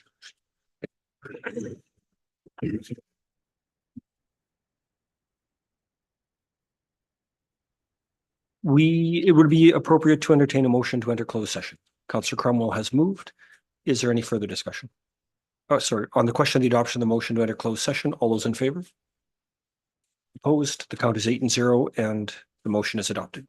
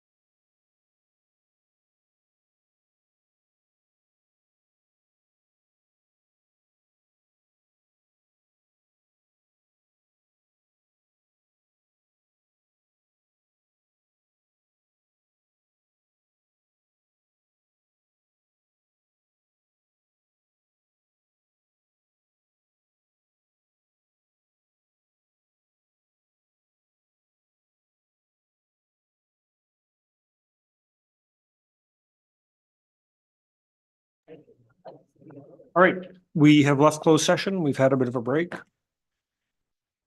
We left closed session about 1:18. We are reconvening after a short recess. Counselor Holland has made a motion. Just now, she told me that she wanted to do this. County Council adopt the attached salary grid for staff and apply retroactive to January 1st, 2024. And further, that the County Council rescind policy 4201 rate of pay. Any further discussion? Seeing none. Question is on the adoption of that motion. The council adopt the attached salary grid for staff and apply retroactive to January 1, 2024. And the county council rescind policy 4201 rate of pay. All those in favor? Opposed? The count is 8-0 and the motion is adopted. There is no further business on the agenda of the special meeting. Therefore, the meeting is adjourned at 1:23.